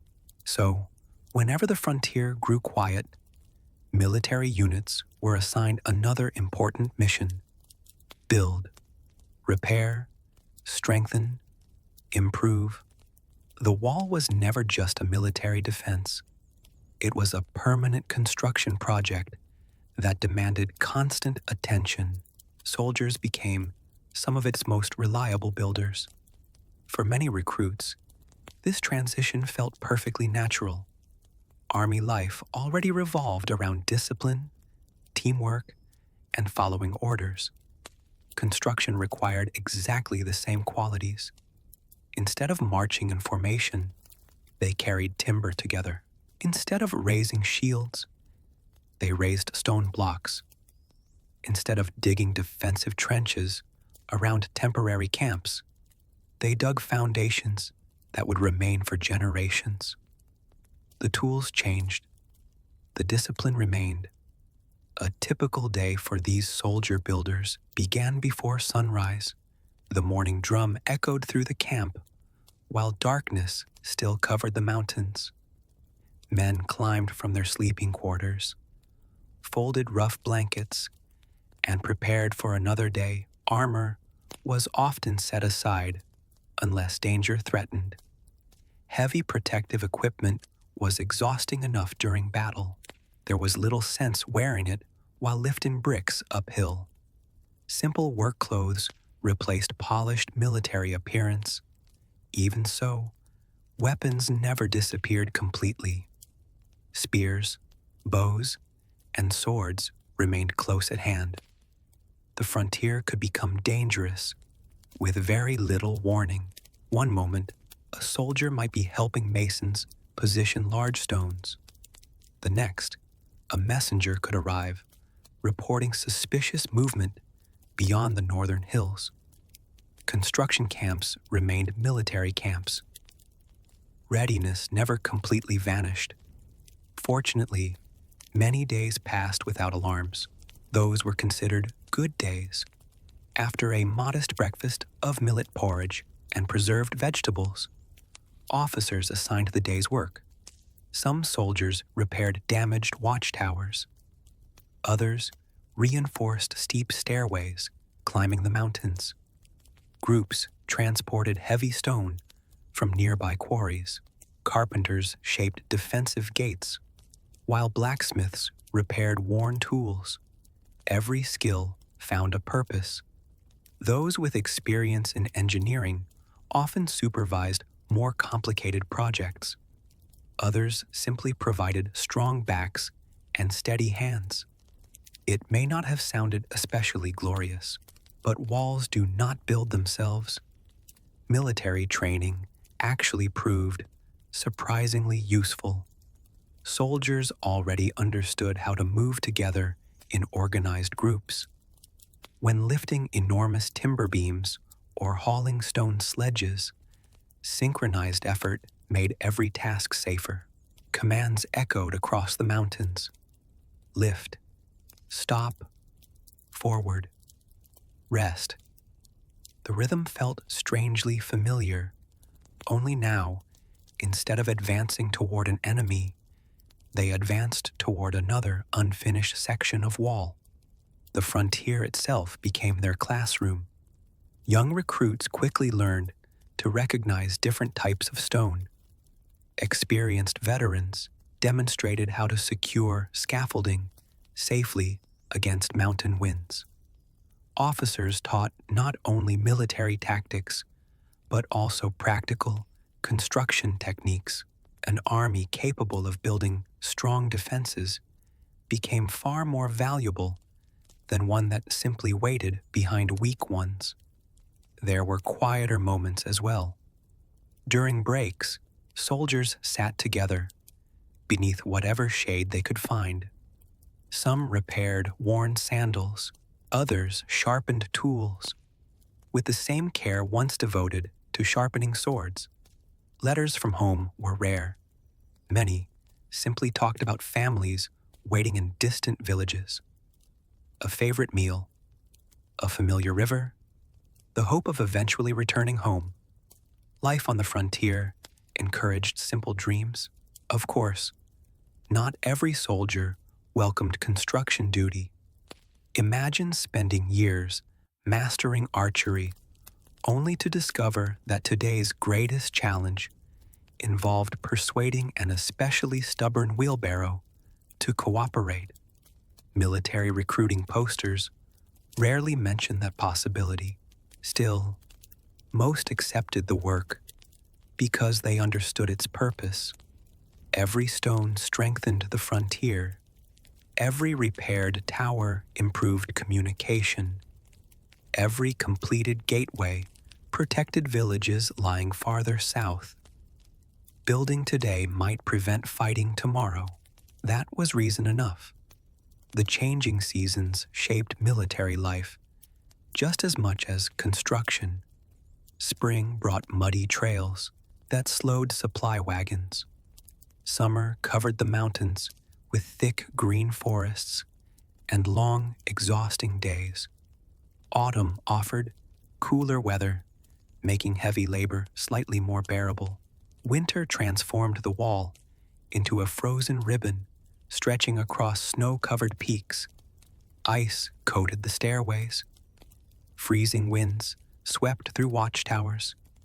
Even lifting tools with numb fingers became difficult. Yet the soldiers remained. Someone always stood watch. Someone always repaired storm damage. Someone always carried another load uphill. Not because emperors demanded perfection, because borders never truly rested. When construction paused at sunset, military responsibilities continued. Watch rotations began. Beacon fires were inspected. Patrols moved quietly along completed sections of wall. The same men who spent daylight stacking bricks now scanned the horizon beneath moonlight. They built the wall, then they guarded it. Few people appreciated the frontier better than they did. As years passed, many soldiers developed an almost personal relationship with the wall itself. They knew which staircases became slippery after rain, which towers caught the strongest winter winds, which valleys echoed strangely during quiet nights. The wall stopped feeling like an assignment. It became part of their daily lives. Some probably spent more years walking its ridges than they had spent in their own hometowns. It is easy to overlook these soldier builders when admiring the Great Wall today. Visitors naturally notice the impressive towers, massive gateways, and endless stone pathways. Few pause to imagine the young recruit balancing a basket of bricks across his shoulders, or the veteran officer patiently showing newcomers how to fit heavy stones together. Yet their labor quietly shaped the frontier, not through dramatic victories, not through famous battles, but through thousands of ordinary days filled with careful work, quiet discipline, and steady determination. The empire needed soldiers who could fight. It also needed soldiers who could build. Fortunately for the Great Wall, many became remarkably skilled at both. But not everyone working on the wall wore a soldier's uniform. Among the thousands climbing those mountain paths were farmers called away from their fields, craftsmen separated from their workshops, and prisoners whose punishment was measured not in days behind walls, but in years spent building one. Prisoners, farmers, and forced laborers. The Great Wall slowly stretched across mountains and valleys. One truth became impossible to ignore. An enormous project required an enormous workforce. There simply were not enough professional builders, not enough soldiers, not enough skilled masons. So the empire looked elsewhere, and before long, the mountain paths filled with people who had never imagined they would spend years helping to build one of history's greatest monuments. Some came because it was their duty. Some came because they had no choice. Others arrived in chains. The Great Wall was built by many different hands, and not all of those hands came willingly. For ordinary farmers, the emperor's order could arrive with little warning. One day, a man might be preparing his fields for planting.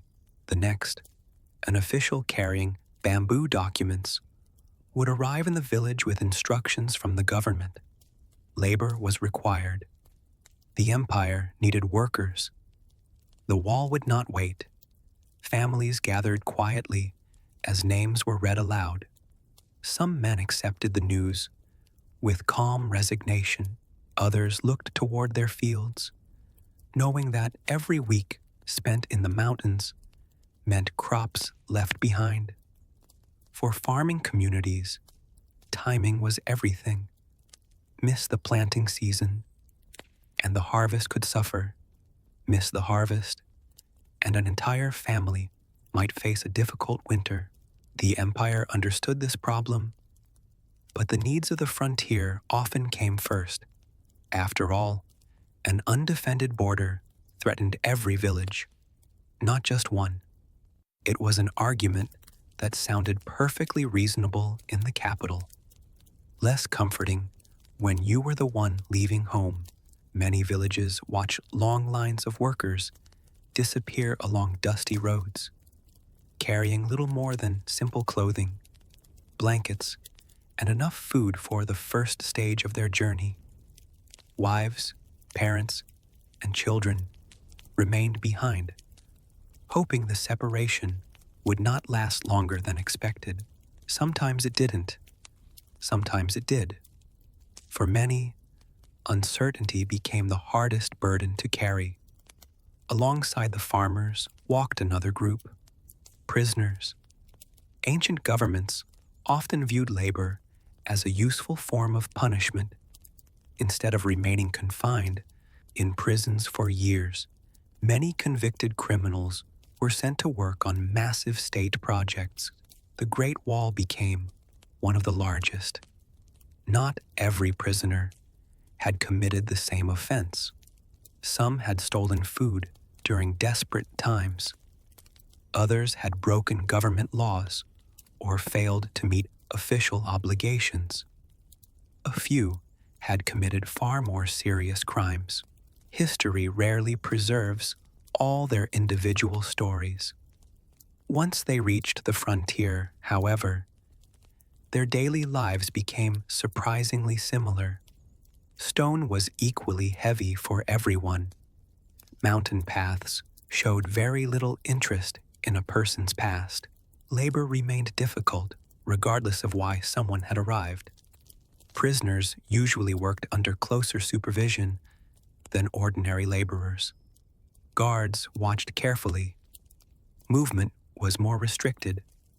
Escape across unfamiliar mountains offered little hope. The frontier itself became another barrier. Harsh landscapes have always been remarkably effective at discouraging casual travel. Yet even within these difficult circumstances, many prisoners developed practical skills. Some learned stone cutting, others became experienced brick makers. A few mastered carpentry or blacksmithing. Years of labor often transformed inexperienced workers into capable craftsmen. It is one of history's quieter ironies. Some people left prison with abilities they had never expected to acquire, not exactly the career advice anyone hopes to receive. The camps themselves became unusual communities. Farmers worked beside soldiers. Prisoners labored alongside professional masons. Carpenters shared meals with quarrymen. Men from distant provinces, speaking different dialects and following different local traditions, suddenly found themselves living together on lonely mountain ridges. At first, communication was not always easy.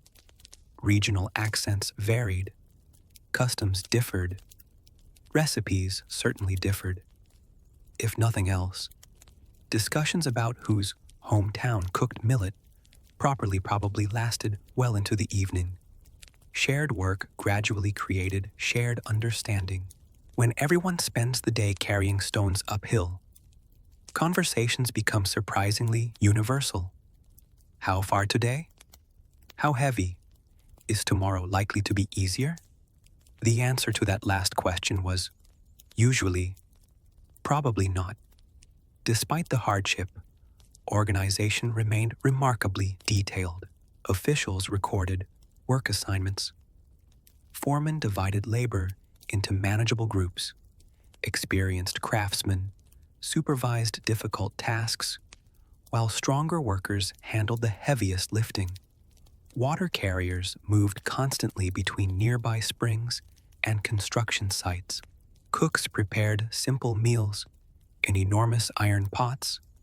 Blacksmiths repaired broken tools before dawn.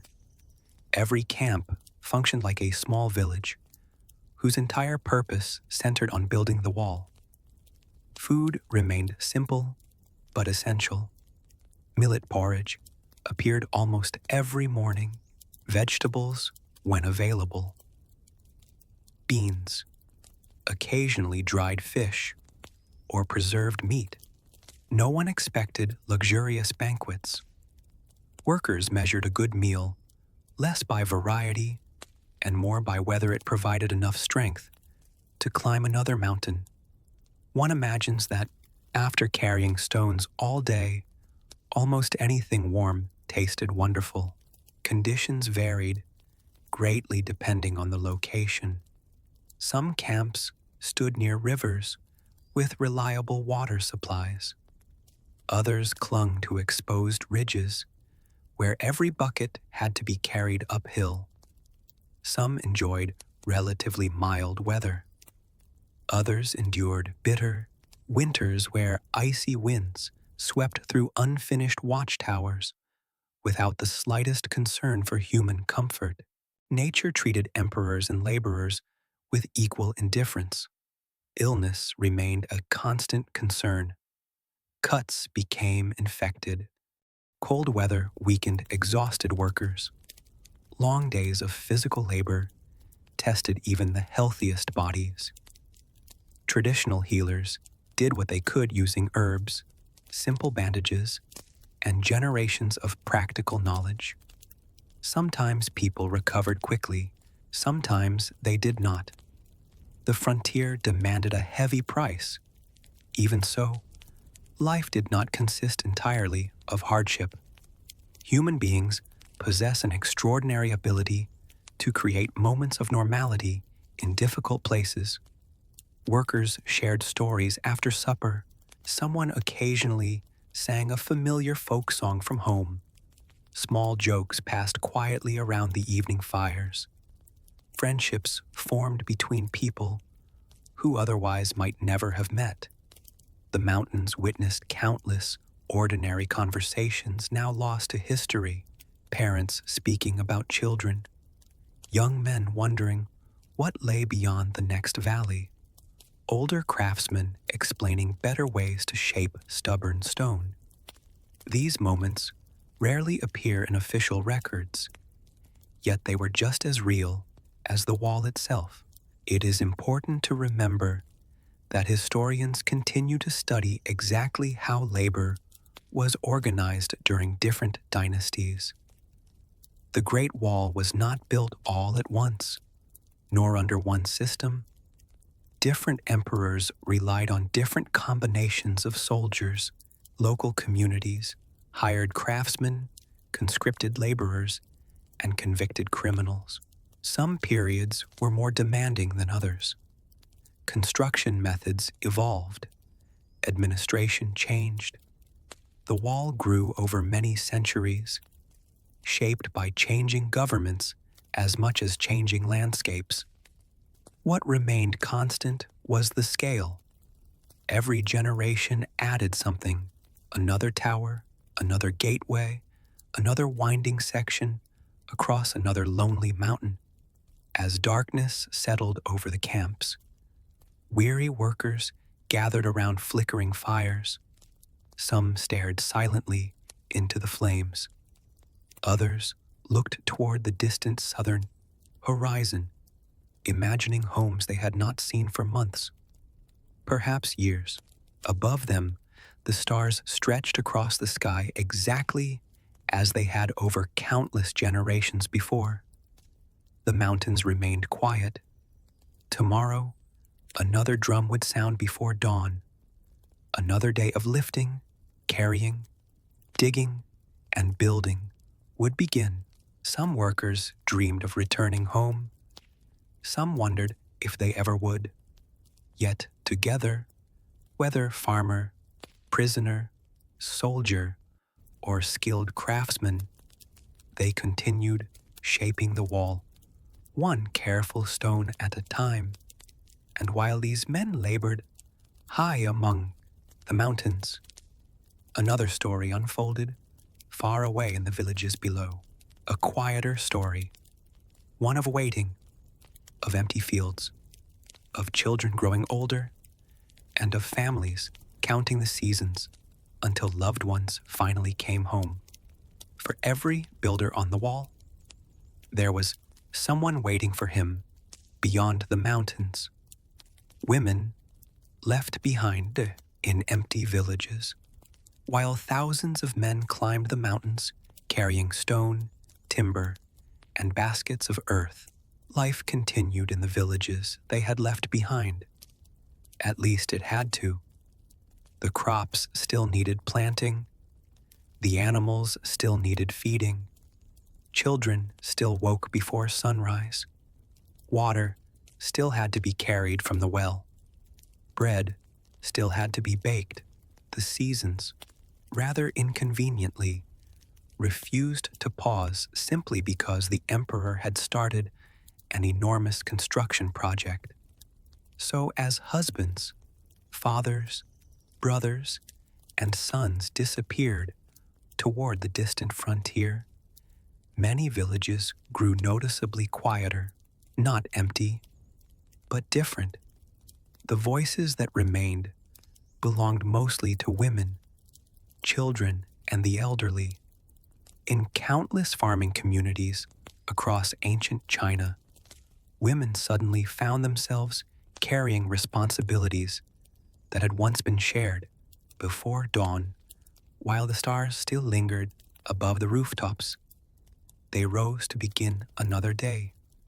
The routine was familiar, only heavier. A cooking fire had to be lit before the morning chill settled into the house. Water jars needed refilling. Grain had to be ground into flour, breakfast prepared, children dressed, animals fed. None of those tasks had disappeared simply because someone was now hundreds of miles away building a wall. If anything, there were more jobs than ever. Many women also worked in the fields. During planting season, every day mattered. Millet, wheat, and other crops could not wait for laborers to return from the frontier. So wives, daughters, mothers, and grandmothers often stepped into work that had traditionally required the entire family. Some guided oxen through the fields. Others carried seed baskets across freshly turned soil. Children followed behind, learning responsibilities far earlier than they might otherwise have expected. The harvest depended upon everyone. The weather, as always, refused to cooperate on a convenient schedule. Heavy rain arrived when it pleased. Summer heat dried the earth without apology. Strong winds flattened young crops. nature remained wonderfully impartial. She neither knew nor cared that half the village had been called away. Evening brought a different kind of quiet. After supper, smoke drifted gently from clay chimneys, while families gathered outside their homes. Beneath the fading light, children asked familiar questions. When will father come home? Will my brother return before winter? Sometimes there was an answer, often there wasn't. Distance traveled slowly in the ancient world. Messages even more slowly. Weeks might pass without news from the frontier. Months were not uncommon. Families learned to live with uncertainty. It became another part of daily life. Many women became remarkably skilled at managing households alone. They repaired fences damaged by storms, organized the harvest, negotiated with traveling merchants, stored grain carefully for the winter ahead. Some even handled village matters that had once fallen to absent husbands or fathers. Responsibility has a quiet way of teaching confidence. No one asked whether they were ready. Circumstances simply required it. Village life also depended heavily upon neighbors. Communities shared labor whenever possible. If one household struggled to harvest before rain arrived, nearby families often helped. When a roof required repairs, several people gathered together. Older villagers watched younger children, while mothers worked in nearby fields. Life remained difficult, but rarely completely solitary. There is something comforting about that. History often celebrates emperors and armies. Ordinary people usually survived by helping one another. Festivals still arrived with the changing seasons. Traditional celebrations continued, though perhaps a little more quietly than before. Lanterns illuminated village streets. Simple meals were shared. Music drifted through the evening air. Yet empty places remained around many family tables. Someone was missing. Someone was working somewhere beyond distant mountains. One imagines that every celebration carried both gratitude and longing in equal measure. For mothers, another responsibility quietly unfolded. They became the keepers of memory. Around evening fires, children listened to stories about fathers working on the emperor's great frontier. Older brothers spoke of younger siblings who barely remembered them. Grandparents recalled family traditions so they would not disappear during long absences. History passed from one generation to another, through conversation far more often than through books. The home became its own classroom. Some women prepared small bundles of clothing or food. Whenever word spread that supply caravans were traveling north, if an opportunity arose to send a gift, a warmer coat, a pair of handmade sandals, a carefully stitched blanket, a simple letter dictated to someone able to write, they seized it. There was no guarantee the package would ever arrive, but hope has always traveled farther than certainty. It is important, however, not to imagine that every village experienced exactly the same circumstances. Ancient China was enormous. Communities differed from one region to another. Some laborers remained closer to home than others. Some families reunited after relatively short periods. Others endured much longer separations. Historians continue to study these local differences through surviving records and archaeological discoveries. The experiences were varied. The uncertainty, however, was widely shared. Over time, stories emerged that reflected these emotions. Among the most famous is the legend of Meng Jiangnu, a woman whose husband was taken away to work on the Great Wall.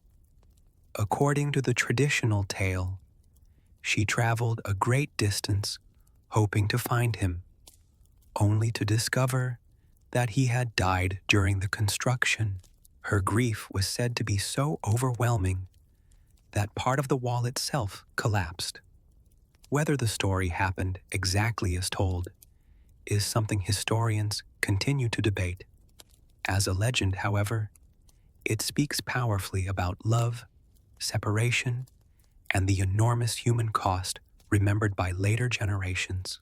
Sometimes legends preserve emotions, even when they cannot preserve precise historical facts. As the years passed, seasons continued their endless rhythm. Spring blossoms appeared. Summer fields ripened beneath the sun. Autumn harvests filled village storehouses. Winter snow covered empty roads. Again and again, life moved forward because it had to. Children grew taller. Parents grew older. Homes were repaired. Seeds were planted. Meals were prepared. And always, somewhere beyond the mountains, someone quietly hoped to see a familiar figure walking home along the village path. Many eventually did. Some never would. The Great Wall stretched farther with every passing season. Yet, for the families waiting behind, its true length was measured not in miles, but in months, in years, in birthdays missed, in harvests completed without familiar hands. The wall protected the empire, but it also changed countless ordinary lives far from the frontier. And while families waited patiently in quiet villages, the builders themselves faced another challenge, just as relentless as the work. Not war, not heavy stone, but something every human being understands. The simple daily struggle to find enough food, clean water, food, water, and daily survival every morning before the first hammer struck stone, before the first basket of bricks was lifted onto aching shoulders, before foremen called workers into their teams. There was one question that mattered more than any other. Had everyone eaten? It may not sound like the most exciting chapter in the story of the great Fadio. No dramatic battles, no famous emperors making grand speeches, just breakfast. But history has a habit of reminding us that even the greatest monuments in the world cannot be built on an empty stomach. A hungry worker becomes a tired worker. A tired worker becomes a slow worker. And on a narrow mountain ridge, exhaustion could become dangerous remarkably quickly. So every construction camp, whether large or small, revolved around the same daily rhythm. Feed the people, find fresh water, keep everyone healthy enough to work another day. It was an endless cycle, almost as constant as the mountains themselves. Before sunrise, thin columns of smoke curled upward from dozens of cooking fires scattered across the camps. The cooks were often among the first people awake.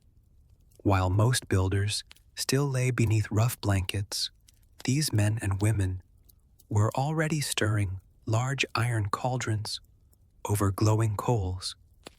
There were no elaborate kitchens, no polished copper pots hanging neatly from stone walls. Only simple shelters, open fires, and years of practical experience. Breakfast was usually modest millet. Porridge formed the heart of many morning meals. Millet had become one of northern China's most dependable crops because it grew well in dry conditions and could be stored for long periods without spoiling. It wasn't luxurious. It wasn't especially exciting, but it was dependable. History, owes an enormous debt to dependable food. Sometimes vegetables were added, beans, turnips, wild greens gathered from nearby hillsides. On fortunate days, preserved meat or dried fish appeared alongside the porridge, not in generous quantities, just enough to provide strength for another demanding day. One imagines that after several months, the workers could identify millet porridge simply by smell from half a mountain away, not that they had many alternatives. Food supplies had to travel almost as far as the workers themselves. Every sack of grain climbed the same winding trails. Every jar of salt, every basket of dried vegetables, everything had to be carried, loaded onto animals, or transported by boat. Whenever rivers made the journey easier, feeding thousands of laborers every single day required an astonishing logistical effort. The Great Wall was not only an engineering project, it was one of the largest food distribution systems of the ancient world. Officials carefully calculated supplies. Storehouses near the frontier held reserves against poor harvests or unexpected delays. Supply caravans arrived regularly whenever weather allowed. Some traveled by ox cart across rough roads, others floated quietly along rivers before unloading their cargo closer to the mountains. Still, deliveries did not always arrive on time. Heavy rain washed away bridges, snow-blocked mountain passes. Landslides buried narrow trails beneath tons of rock and earth. Nature occasionally reminded the empire that schedules were merely suggestions. When supplies became scarce, careful rationing followed. No one welcomed those days. Water presented an entirely different challenge. Unlike grain, it could not simply be stored for months in every location. Fresh water was essential. Construction camps were usually established as close as possible to reliable springs, streams, or rivers. Even then, the water often lay far below the work sites. Each morning, water carriers began climbing long before many builders arrived. Large clay jars or wooden buckets hung from shoulder poles balanced across their backs. Trip after trip, hour after hour. Without them, construction would stop before midday. Few jobs were more important. Few received less attention in history books. The mountain springs themselves became treasured places. Cool, clear water flowed between rocks polished smooth over countless centuries. Workers paused there whenever possible, splashing tired faces or filling small drinking bowls before beginning another steep climb. For a few quiet moments, the only sounds were flowing water and birds hidden among the trees. It was a welcome pause in otherwise exhausting days. Of course, not every water source was equally safe. Experienced camp leaders understood that stagnant pools could bring illness. Flowing springs were preferred whenever available. Simple precautions, based on generations of practical observation, helped reduce disease even if people did not yet understand microscopic germs. Sometimes wisdom arrives long before scientific explanation. As the sun climbed higher, maintaining strength became increasingly important. The physical demands were extraordinary. Workers hauled stone weighing many times more than modern backpacks. They climbed uneven stairways carrying bricks. They dug foundations beneath the summer heat. Sweat soaked simple linen clothing. Energy disappeared. Quickly, short breaks became essential. Foremen encouraged steady work rather than reckless speed. The mountains rewarded patience, they punished haste. Midday offered the longest opportunity to rest. Construction slowed while workers gathered beneath trees, unfinished towers, or whatever patches of shade they could find.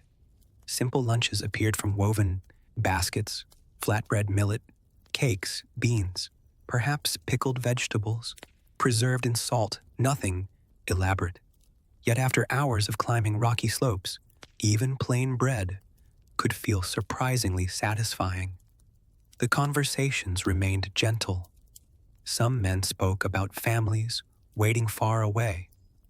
Others compared tomorrow's workload with yesterday's, usually concluding that both had been equally heavy. Someone almost certainly insisted that the baskets seemed to grow heavier every afternoon. No one entirely disagreed. The afternoon sun often proved the greatest opponent of all.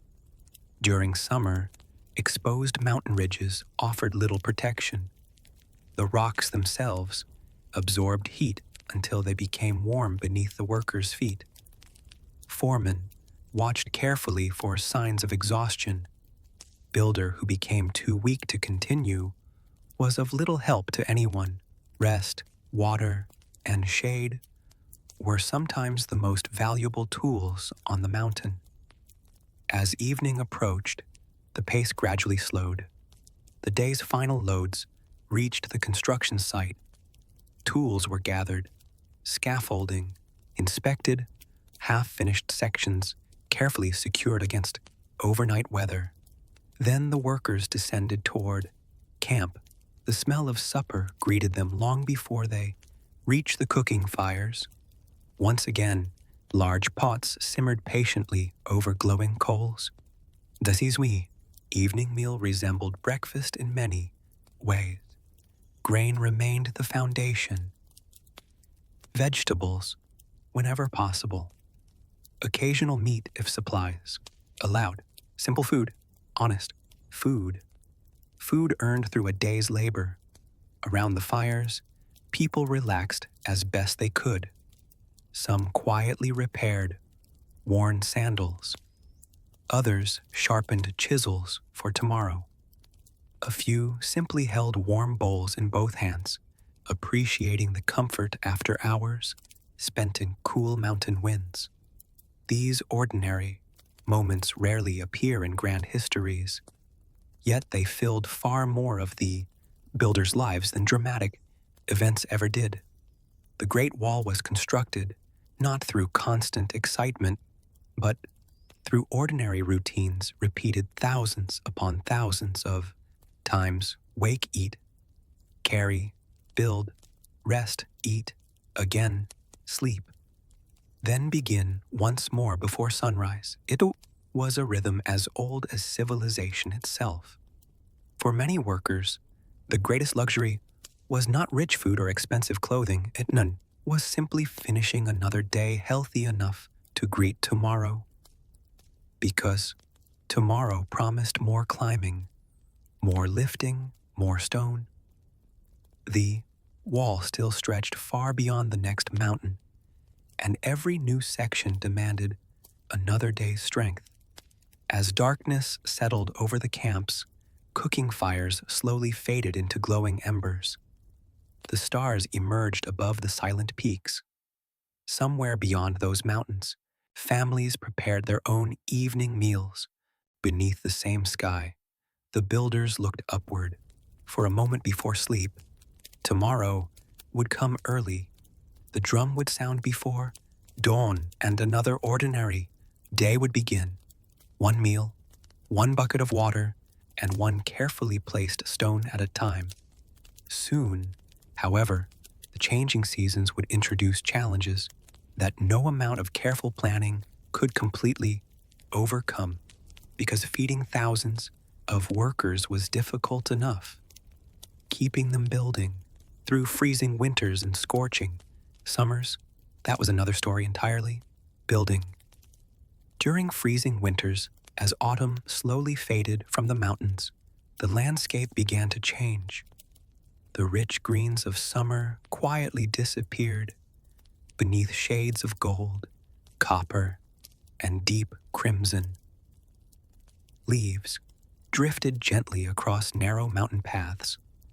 The morning air became noticeably sharper. Workers wrapped their jackets a little tighter before sunrise. Everyone knew what was coming: winter, and the mountains always seemed to welcome winter with far more enthusiasm than the people climbing them. On calm evenings, the first frost appeared almost magically. Tiny crystals formed along unfinished stone walls. Wooden scaffolding shimmered beneath the pale moonlight. Water left in buckets developed a thin sheet of ice before dawn. The Great Wall looked peaceful, almost magical. The builders, however, probably described it using rather different words. Unlike modern construction crews, ancient workers had very few ways to protect themselves from bitter cold. There were no insulated jackets filled with lightweight synthetic materials, no waterproof hiking boots, no heated shelters waiting at the end of the day. Instead, most relied upon layers of woven linen, hemp cloth, wool where available, and heavy coats made from animal skins. The fortunate workers stayed reasonably warm. The less fortunate simply learned to endure. Morning began long before the sun reached the mountain peaks. The camp still slept beneath darkness when the familiar drum echoed through the freezing air. Few sounds inspire enthusiasm, quite like an early morning alarm, especially when stepping outside means discovering that your drinking water has frozen solid overnight. Builders emerge slowly from their shelters, each warm blanket feeling considerably more valuable than it had only a few months earlier. Cooking fires became the center of camp life.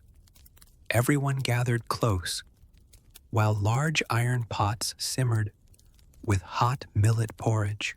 Warm food no longer represented simple nourishment. It became comfort. Steam rose into the cold air as workers quietly cupped rough bowls in both hands, allowing numb fingers to absorb a little precious heat before another day's labor began. No one lingered for long. The wall still waited. Winter introduced challenges that simply did not exist during warmer months. The mountain paths became slippery beneath frost and patches of ice.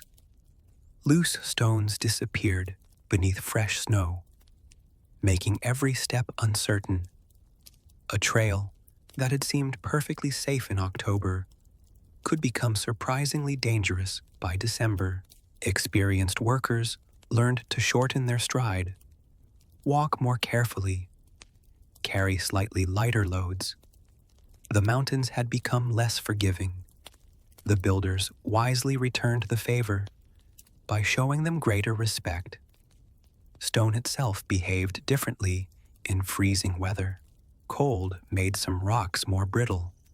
Small cracks hidden during summer could suddenly widen after repeated freezing and thawing. Master masons inspected every block carefully before placing it into the wall. A poorly fitted stone might shift once spring arrived. Patience became even more important than usual. Frozen ground presented another problem. Digging foundations into solid earth was exhausting under the best conditions. Digging into frozen soil sometimes felt like arguing with the mountain itself. Iron picks struck the ground with sharp metallic echoes, sending vibrations through cold hands already stiff from the weather. Progress slowed. Nobody seemed particularly surprised. Winter had a way of reducing everyone's expectations. Transporting supplies became equally difficult. Snow covered narrow trails. Ice formed on wooden bridges. Mules and donkeys walked cautiously, placing each hoof with remarkable care. Even the animals understood that rushing across frozen mountain paths was an exceptionally poor idea. Some sections became too dangerous for carts altogether. Human shoulders once again carried the burden, very slowly, very carefully, one careful step at a time. The wind perhaps caused the greatest discomfort of all. High along the ridge lines, powerful gusts swept unhindered across the mountains. There was little shelter, no forests to break the force, no warm buildings waiting nearby. Workers often wrapped scarves across their faces until only their eyes remained visible. Even simple conversations became difficult when the wind carried voices away almost immediately. At times, the only sounds were boots crunching through snow and the distant tapping of hammers against frozen stone. Yet winter also offered moments of astonishing beauty. Fresh snow softened the rugged landscape beneath brilliant white blankets. The completed sections of the wall stretched across the mountains like a sleeping dragon, carved from ice. Sunrise painted the snow with shades of pink and gold. The air became so clear that distant peaks seemed almost close enough to touch for you a few quiet moments before work began. Even the hardest laborers sometimes paused to admire the view. Nature, it seemed, believed in rewarding perseverance with extraordinary scenery. The shorter daylight hours forced changes to the daily routine. Construction began as early as conditions allowed and ended before darkness made the mountain paths too dangerous. No foreman wished to explain why an entire supply team had wandered into a ravine simply because someone insisted on working just another hour. Some decisions required very little debate. The camps themselves grew closer during winter. When evening arrived, everyone naturally gathered around the warmth of shared fires. Simple meals somehow tasted richer after hours spent in freezing winds. Stories grew longer. Laughter appeared a little more often, not because the work became easier. Quite the opposite.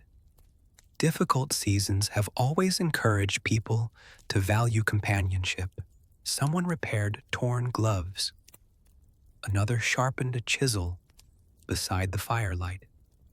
A young worker quietly listened as an older mason described winters from many years before. According to the older man, those winters had been even colder. Whether this was historically accurate or simply an ancient tradition shared by experienced workers everywhere remains impossible to prove. Some things never change. Illness remained a constant concern. Cold weakened tired bodies. Simple coughs sometimes became serious. Traditional healers prepared warming herbal remedies whenever they could. Extra blankets were treasured. Dry clothing became almost as valuable as food. Keeping workers healthy required nearly as much effort as building the wall itself. Not every winter day brought heavy snow. Some mornings dawned bright and cloudless, the mountains sparkling beneath crisp blue skies. Those were often the best working days, cold enough to remain comfortable while carrying heavy loads, clear enough for surveyors and watchmen to see for miles across the frontier. Even the smoke from distant cooking fires rose straight into the still air. The wall appeared almost endless beneath the winter sun. By the end of the season, every worker understood a simple truth. The wall was not being built despite winter. It was being built through winter. The empire could not simply pause every year until spring returned. Too much remained unfinished. Too many miles still stretched across the frontier. So the builders adapted. They dressed more warmly, walked more carefully, worked more patiently, and somehow, stone by stone, another season passed.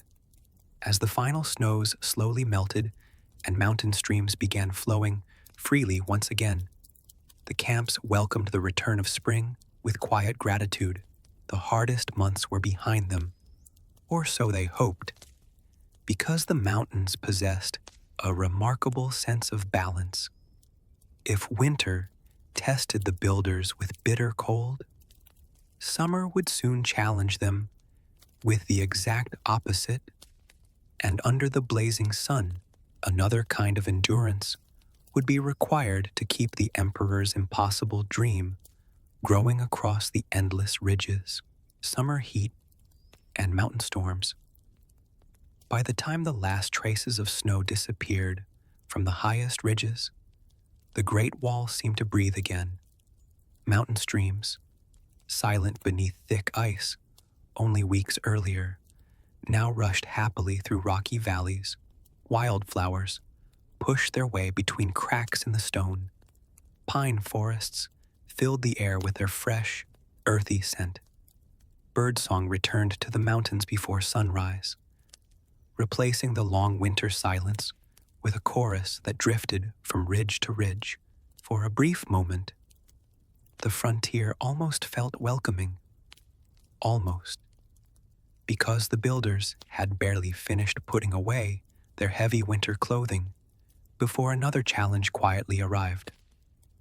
Summer, and unlike winter, which announced itself with icy winds and frozen ground, summer preferred to wait till midday before reminding everyone exactly who was in charge. The first few hours of the morning were often delightful. Cool air lingered among the mountain paths. A gentle breeze carried the smell of damp grass and fresh pine needles. Workers climbed toward the construction sites beneath skies so clear that distant peaks seemed almost close enough to touch. If every day had remained like those peaceful mornings, the builders might have thought they had finally reached the easy part of the project. The mountains politely allowed them to believe that. For a little while, then the sun climbed higher.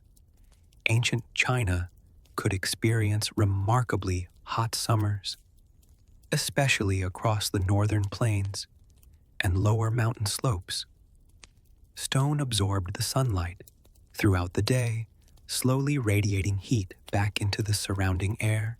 By afternoon, freshly laid bricks and rocky pathways became almost warm enough to cook a very small and extremely unfortunate egg.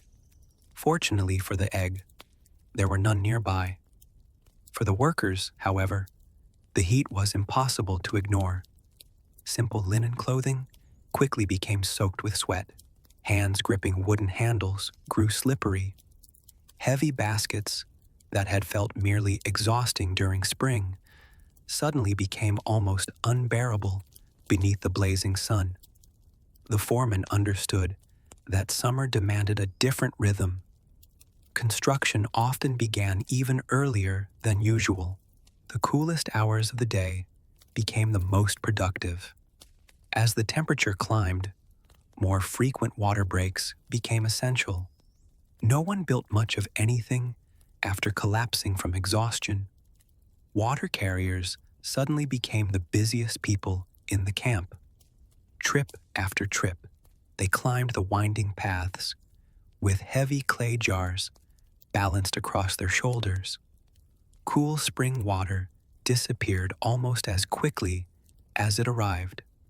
Workers drank carefully, knowing another refill might still be several hours away. It is difficult to overstate how precious fresh water became on those long summer afternoons. One cool drink from a mountain spring could feel more valuable than gold, shade became another treasured resource. Unfortunately, mountain ridges are not especially famous for providing it.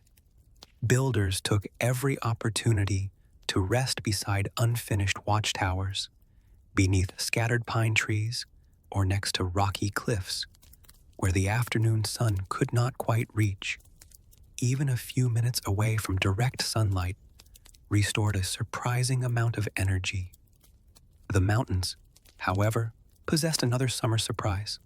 Storms and mountain storms arrive with remarkably little interest in polite introductions. One moment, the sky might be brilliantly blue. Birds circled lazily overhead.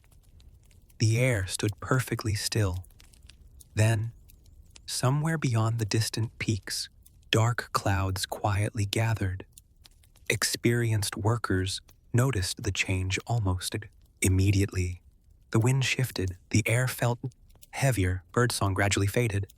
Someone glanced toward the horizon and muttered that familiar phrase repeated by builders in every century. "You don't like the look of those clouds."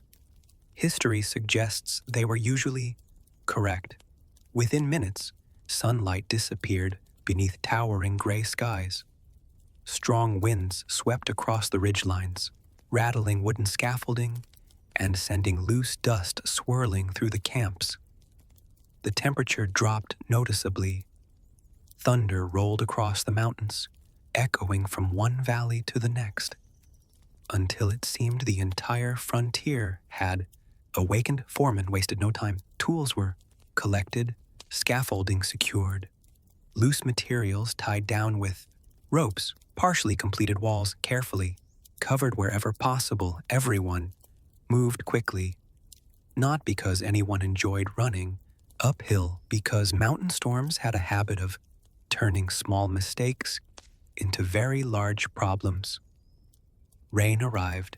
Suddenly, heavy drops struck the stone with sharp, rhythmic taps before becoming a steady curtain of water. Narrow paths transformed into muddy streams, freshly dug foundations filled with rainwater. Wooden planks grew dangerously slippery beneath soaked sandals. Construction usually paused until conditions improved. The mountains had once again reminded everyone who truly controlled the schedule. Lightning demanded particular caution. Many sections of the Great Wall followed the highest ridges for miles. Excellent locations for spotting approaching riders, less ideal places to stand while holding long metal tools during a thunderstorm. Even without understanding electricity in modern scientific terms, experienced workers recognized that high-exposed ground during violent storms was not somewhere they wished to remain. Sometimes the storms passed within an hour.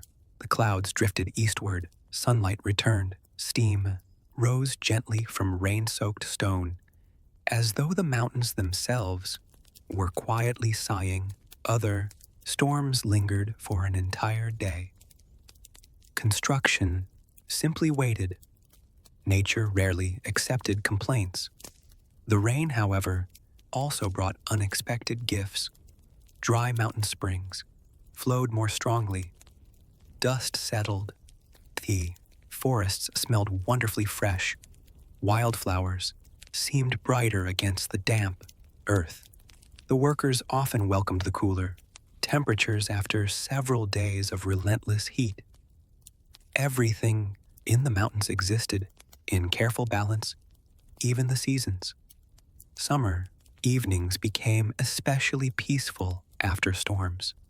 Mist curled through the valleys while the setting sun painted the clouds with soft shades of orange, gold, and violet. Completed sections of the wall shimmered beneath the fading light, their damp stones reflecting the colors of the sky. The builders sat quietly outside their shelters, enjoying bowls of warm millet and listening to frogs calling from distant streams. Below, some repaired tools damaged by the rain. Others simply stretched tired legs and watched stars slowly appear between the retreating clouds. It was difficult to imagine a more peaceful ending to such demanding days. Yet tomorrow promised more climbing, more lifting, more careful balancing on narrow ridges beneath whichever weather the mountains chose to provide. Over the years, the builders stopped thinking of themselves as people struggling against nature. Instead, they learned to work with it. They built when the skies were clear. They waited when storms became too dangerous. They adapted to changing seasons with quiet patience. The Great Wall was never constructed by defeating the mountains. It was built by learning their rhythms, learning when to push forward, and learning when to step back. Those lessons shaped not only the workers, but the animals that labored beside them, because while people often receive most of the credit for building the Great Wall, countless loyal creatures climbed those same winding paths every single day, carrying burdens almost as heavy as the men themselves. Their quiet contribution deserves a story of its own. Animals that helped build the wall. When we imagine the construction of the Great Wall, our thoughts usually turn to emperors issuing commands, laborers carrying heavy stones, or masons carefully fitting bricks. Together, we rarely stop to think about the animals. They don't appear in many paintings. They left behind no written diaries, no official records, praising another successful day's work. Yet without them, the wall would have grown far more slowly than it did. For centuries, countless animals quietly shared the burden of one of humanity's greatest engineering projects. They asked for very little in return: a little food, fresh water, a safe place to rest at night. Perhaps, if fortune smiled upon them, a day with slightly fewer uphill journeys. Although the mountains seldom granted such generous favors, long before sunrise, while the camps still lay wrapped in darkness, the animal handlers were already awake. Before the workers could eat breakfast, before the cooks stirred their morning porridge, someone had to care for the creatures that would spend the day carrying the empire on their backs. Water buckets were filled, bundles of hay and grain were distributed, harnesses were inspected for signs of wear. A broken strap halfway up a mountain trail could turn a difficult journey into a dangerous one. Experienced handlers checked every knot with practiced hands. The animals deserved the same careful preparation as the people. Among the most dependable companions were mules. If the mountains had held an Employee of the Month competition, the mules would probably have won it repeatedly. Strong, sure-footed, and remarkably patient, they handled narrow trails better than many larger animals. Where horses sometimes hesitated on steep rocky paths, mules often continued with calm determination. They seemed to possess an almost uncanny ability to judge where each hoof should land. Watching one carefully descend a winding mountain path was rather like watching an experienced dancer, a very dusty dancer carrying bricks. Donkeys also played an important role.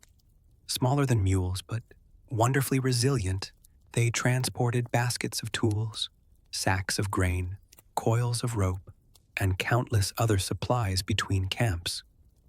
Day after day, they followed familiar trails through forests and over rocky ridges with quiet reliability. No applause greeted their arrival, only another load, waiting patiently beside the path. One imagines they occasionally looked at yet another pile of bricks and wondered whether humans had perhaps become a little too enthusiastic about construction. Oxen served wherever the terrain allowed. Powerful and steady, they pulled heavy wagons loaded with timber, stone, and food across wider roads leading toward the mountains. Their pace was never fast. Didn't need to be. An ox understood something that many people spent years learning. Slow progress still counts as progress. The greatest challenge came when those roads ended. Eventually, every cart reached a place where the path narrowed into little more than a rocky foot trail. The wheels could go no farther. The oxen stopped. From that point onward, human shoulders and smaller pack animals continued the journey. The mountains decided where each helper's job began and ended. Horses, meanwhile, filled a different role. Although they occasionally carried lighter supplies, their greatest importance lay in communication. Messengers rode swiftly between distant construction camps, military outposts, and government officials.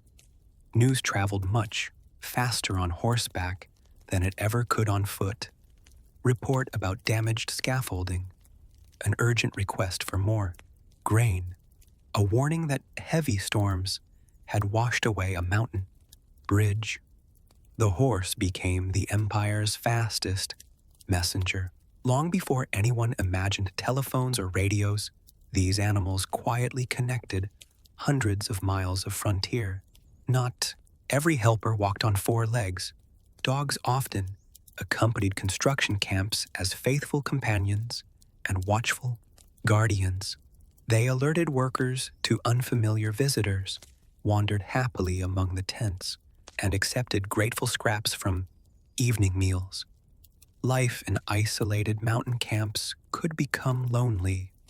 Loyal Dog offered something remarkably valuable: familiar company.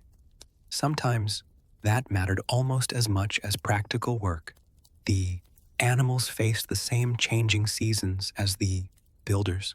Winter coated mountain trails with ice, making every climb more dangerous. Handlers carefully brushed snow from thick coats and ensured water remained available even during freezing weather. Summer brought relentless heat. Pack animals rested more frequently beneath whatever shade could be found.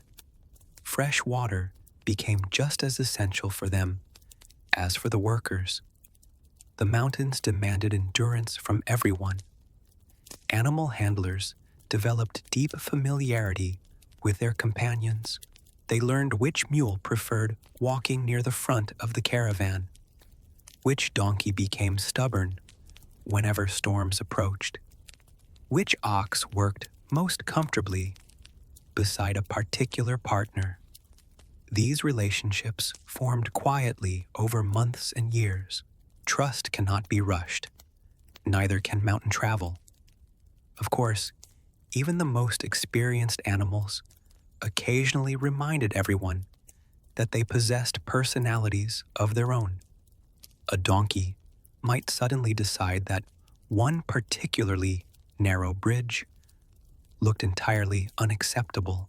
A mule could pause halfway up a trail until its load had been adjusted just so. An ox sometimes preferred thoughtful consideration before continuing another uphill journey. One suspects that many conversations between handlers and animals sounded remarkably similar to modern commuters encouraging an aging automobile to climb one final hill. Gentle persuasion accomplished far more than impatience. At the construction sites themselves, animals waited patiently while workers unloaded bricks, timber, and stone. Only then did the long journey begin again. Down the mountain, back to the supply depot, another load, another climb. The rhythm rarely changed. Their contribution often went unnoticed because it blended so naturally into everyday life. Bricks arrived, food appeared, timber reached the summit, someone had carried it. Often, that someone had 4 sturdy legs and an extraordinary amount of patience. Even after the day's work ended, the animals still required care. Harnesses were removed carefully, hooves inspected for injuries, fresh water and evening feed distributed before the handlers finally sat down to enjoy their own supper. Only when every creature had been looked after did the camps truly settle for the night. As darkness spread across the frontier, soft sounds replaced the day's constant hammering. The gentle snort of resting horses, the quiet rustle of oxen shifting on the grass, the occasional bray of a donkey echoing through the valleys. Somewhere, nearby, a faithful dog barked once, before curling up beside the campfire. Above them all, countless stars filled the clear mountain sky. The Great Wall was built by emperors who imagined it, engineers who planned it, builders who shaped it, soldiers who defended it, farmers, prisoners, and craftsmen who labored upon it. But it was also carried, quite literally, by animals whose quiet strength helped move mountains, one load at a time. Tomorrow, those same winding paths would once again fill with footsteps and hoofprints alike, and high above them, another remarkable feature of the wall was beginning to take shape, not the long stretches of stone that everyone remembers, but the watchtowers that transformed a simple barrier into a living network of eyes, signals, and silent guardians stretching across the endless frontier. Watchtowers and signal fires, if the long stone walls were the body of the Great Wall, the watchtowers were its eyes, and the signal fires were its voice. Without them, the wall would have been little more than an impressively long pile of bricks stretching across the mountains. Beautiful, certainly. Expensive, unquestionably, but not nearly as effective. The true genius of the Great Wall was never simply its size. It was communication. Long before telephones, radios, satellites, or the internet connected distant places in seconds, ancient China built something surprisingly clever. A chain of watchtowers stretching across lonely mountain ridges, each one able to pass urgent messages to the next. It was, in many ways, an ancient information network, just with considerably more smoke.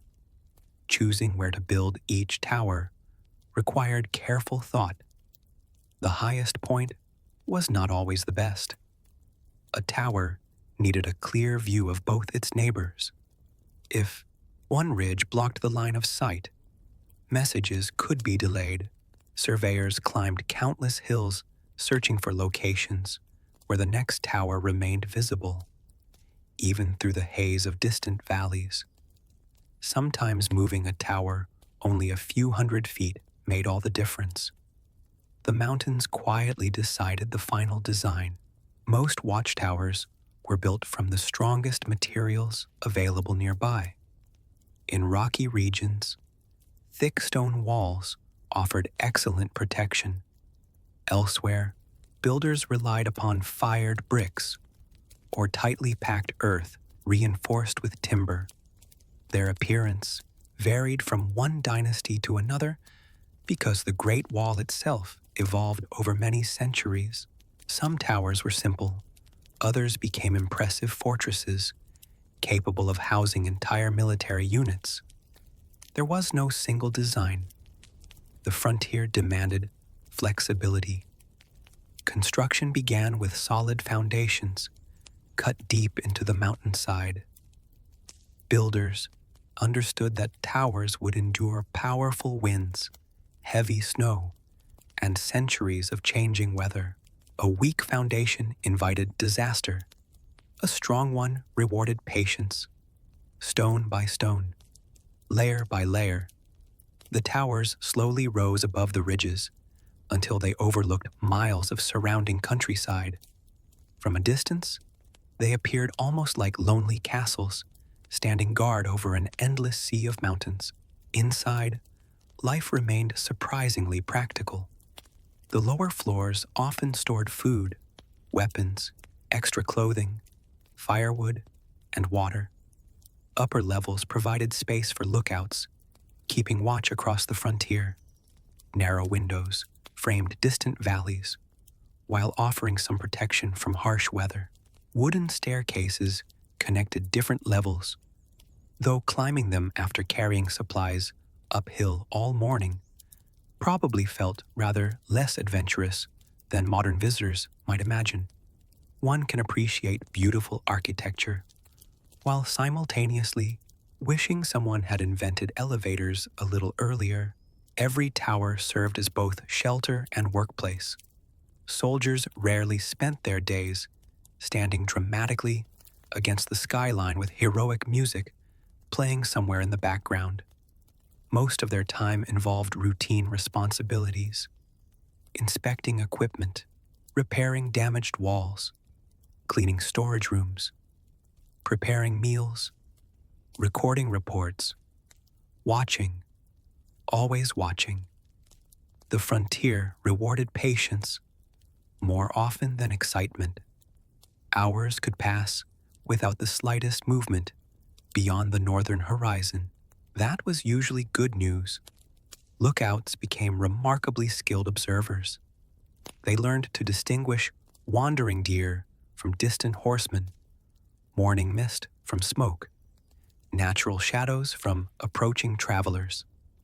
Experience sharpened their judgment far more effectively than any written manual. One false alarm wasted valuable resources. One missed warning could place entire regions at risk. Their quiet attention protected countless lives. The most famous feature of these towers was, of course, the signal fire. When danger approached, soldiers prepared bundles of dry wood, reeds, straw, and other carefully chosen materials. Different substances created different amounts of smoke. During daylight, thick columns of dark smoke rose high above the mountains. At night, bright flames pierced the darkness, visible from astonishing distances across clear ridgelines. The moment one tower saw the signal, its own fire was lit. Then the next tower responded, then another, and another. Within a remarkably short time, news could travel across hundreds of miles, not through words, through light. It feels almost poetic, an empire speaking across mountains, with fire instead of voices. Historical records describe increasingly sophisticated signaling systems during different dynasties. Certain combinations of smoke columns or beacon fires could communicate the estimated size of approaching enemy forces. One signal might indicate a small scouting party. Several columns could warn of a much larger invasion. This allowed commanders to prepare appropriate responses instead of relying on guesswork. Simple ideas often become extraordinary when organized well. Maintaining these beacon systems demanded constant preparation. Firewood had to remain dry throughout every season.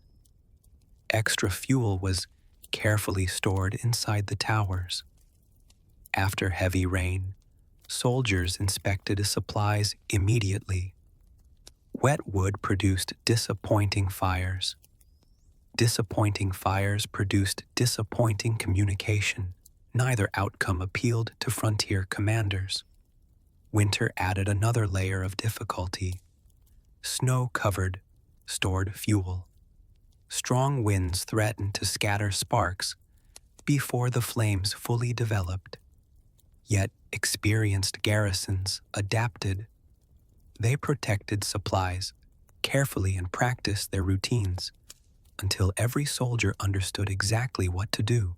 When an emergency finally arrived, there was little time for discussion. Everyone already knew their role. The towers also offered safety for nearby patrols. Travelers caught in sudden storms sometimes found temporary shelter within their walls. Messengers rested briefly before continuing long journeys. Supply caravans checked conditions with the garrison before crossing particularly dangerous stretches of frontier. The towers became more than military outposts. They became small islands of security scattered across vast wilderness. Of course, life inside them was not always exciting. Imagine spending weeks watching the same distant hills every single day. The same valleys, the same trees, the same winding paths. Occasionally, the most dramatic event involved discovering that yesterday's particularly suspicious moving shape had in fact been a rather determined goat. The goat, fortunately, posed very little threat to imperial security. Probably. Still, the routine mattered, because real danger often appeared without warning. The soldiers who remained alert during long quiet months were the same soldiers who reacted quickly when genuine threats finally emerged. History often celebrates dramatic moments. Those moments usually depend upon countless ordinary days of careful preparation. As evening settled across the mountains, watchmen climbed to the highest platforms. The setting sun bathed the wall in soft, golden light, while shadows slowly stretched across the valleys below. Smoke from distant villages drifted peacefully into the cooling air. Far away, another watchtower stood silhouetted against the horizon, then another and another, like silent companions, keeping one another company across impossible distances. When darkness finally covered the frontier, beacon platforms stood ready beside carefully stacked firewood. Hopefully, the flames would never be needed. Everyone preferred peaceful nights. Yet if danger appeared beyond the northern hills, the mountains themselves would soon glow with warning fires, carrying urgent messages from tower to tower, faster than any rider could hope to travel. It was one of the ancient world's most remarkable communication systems. But despite all their preparation, there were nights when the greatest challenge facing the lonely watchman was not an approaching army. It was something much quieter: the endless silence, the isolation, and the slow passing of time on a mountain where the wind often became their only companion. Sleeping on the mountainside as the final rays of sunlight slipped behind the western peaks, the Great Wall slowly changed its character. During the day, it was alive with movement. Hammers echoed across the ridges. Workers called to one another as they hauled stones uphill.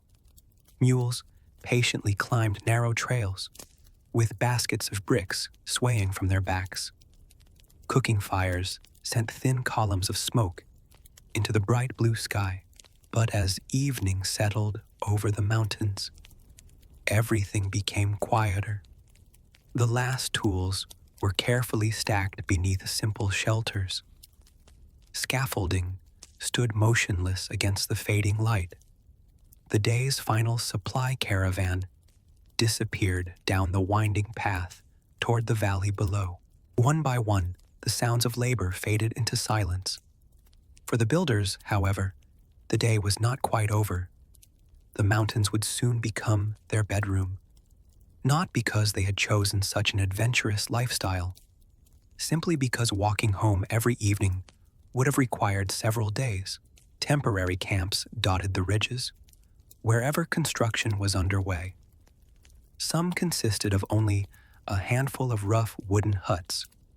Others grew into surprisingly organized settlements with kitchens, storage buildings, blacksmith workshops, animal pens, and shelters for hundreds of workers. Even the largest camps remained simple. Comfort was rarely the highest priority. Survival usually came first. Most shelters were built from timber, cut in nearby forests, covered with woven mats, packed earth, or thatched roofs, depending on local materials. The walls kept out the worst of the wind. Most of the time, the roofs kept out most of the rain. Usually, ancient construction had many admirable qualities. Perfect insulation was not always among them. Inside, life was uncomplicated. The floor was often packed earth or roughly laid wooden planks. Simple sleeping mats made from straw, reeds, or woven grasses covered the ground. Those fortunate enough to own blankets guarded them carefully. During colder months, thick animal skins added another precious layer of warmth. Luxury meant having enough room to stretch your legs without accidentally kicking your neighbor awake. After supper, the camps settled into a familiar rhythm. Some workers repaired torn clothing by the flickering light of oil lamps. Others sharpened chisels, worn smooth after another day cutting stone. Carpenters quietly mended broken tool handles. A few simply sat beside the glowing embers, holding warm bowls in both hands, while enjoying the rare pleasure of doing absolutely nothing. Exhaustion has always been wonderfully persuasive. Conversations drifted gently through the evening air. Someone spoke about the harvest, waiting back home. Another remembered a festival celebrated years before. Older workers shared stories with younger newcomers, describing previous construction seasons or particularly harsh winters survived on the frontier. Whether every story was entirely accurate remains difficult to know. Mountain evenings have always encouraged a little storytelling. Someone almost certainly claimed that the climb had been much steeper in earlier years. Older generations possess remarkable confidence when discussing uphill journeys. Outside the shelters, the mountains slowly disappeared into darkness. Without modern cities nearby, the night sky became astonishingly bright. Thousands upon thousands of stars stretched overhead like a shimmering river of light. The Milky Way arched across the heavens with breathtaking clarity. Many workers, lying quietly before sleep, probably looked upward and recognized the same constellations visible above their distant villages. The stars became silent companions. No matter how far from home someone traveled, they remained reassuringly familiar. Night sounds replaced the noise of construction. Crickets sang among the grasses. A gentle breeze whispered through the pine trees. Somewhere farther down the valley, an owl called into the darkness. Occasionally, a mule shifted in its sleep or a dog barked briefly before settling beside the campfire once more. The mountains possessed their own quiet language after sunset. Not every sound brought comfort. Strong winds sometimes swept across exposed ridges, rattling wooden walls and making roofs creak gently through the night. Heavy rain drummed steadily against thatched shelters.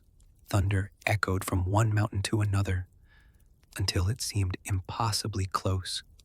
Winter storms howled through narrow valleys with astonishing force, Even the bravest workers occasionally pulled blankets a little tighter around their shoulders. One quickly learns to respect weather when sleeping halfway up a mountain. The watch never truly ended. While most builders rested, soldiers continued guarding the frontier. Small patrols walked completed sections of the wall beneath moonlight. Lookouts remained inside nearby watchtowers, quietly scanning the distant horizon. Beacon fires stood ready if danger appeared. Most nights passed peacefully. The guards hoped they always would. Sleep itself often arrived quickly. After carrying heavy stones since sunrise, few people struggled to feel tired. The body has an efficient way of settling arguments after 12 hours of climbing mountains. Within minutes, shelters filled with the slow rhythm of sleeping breaths. Tomorrow's work could wait until dawn, yet dreams sometimes wandered home. A familiar village road, children laughing beside a river, parents preparing supper, fields glowing beneath the autumn sun. Distance may separate families, but memory travels wherever people go. Perhaps that was the greatest comfort of all. Of course, camp life was not entirely free from small inconveniences. A sleeping mat might prove thinner than expected. Someone nearby could snore with astonishing determination. A curious mouse occasionally investigated unattended food supplies, and every now and then, a particularly confident rooster decided that sunrise was merely a helpful suggestion rather than an exact schedule. Human beings have been politely disagreeing with noisy neighbors for thousands of years. Some traditions never fade.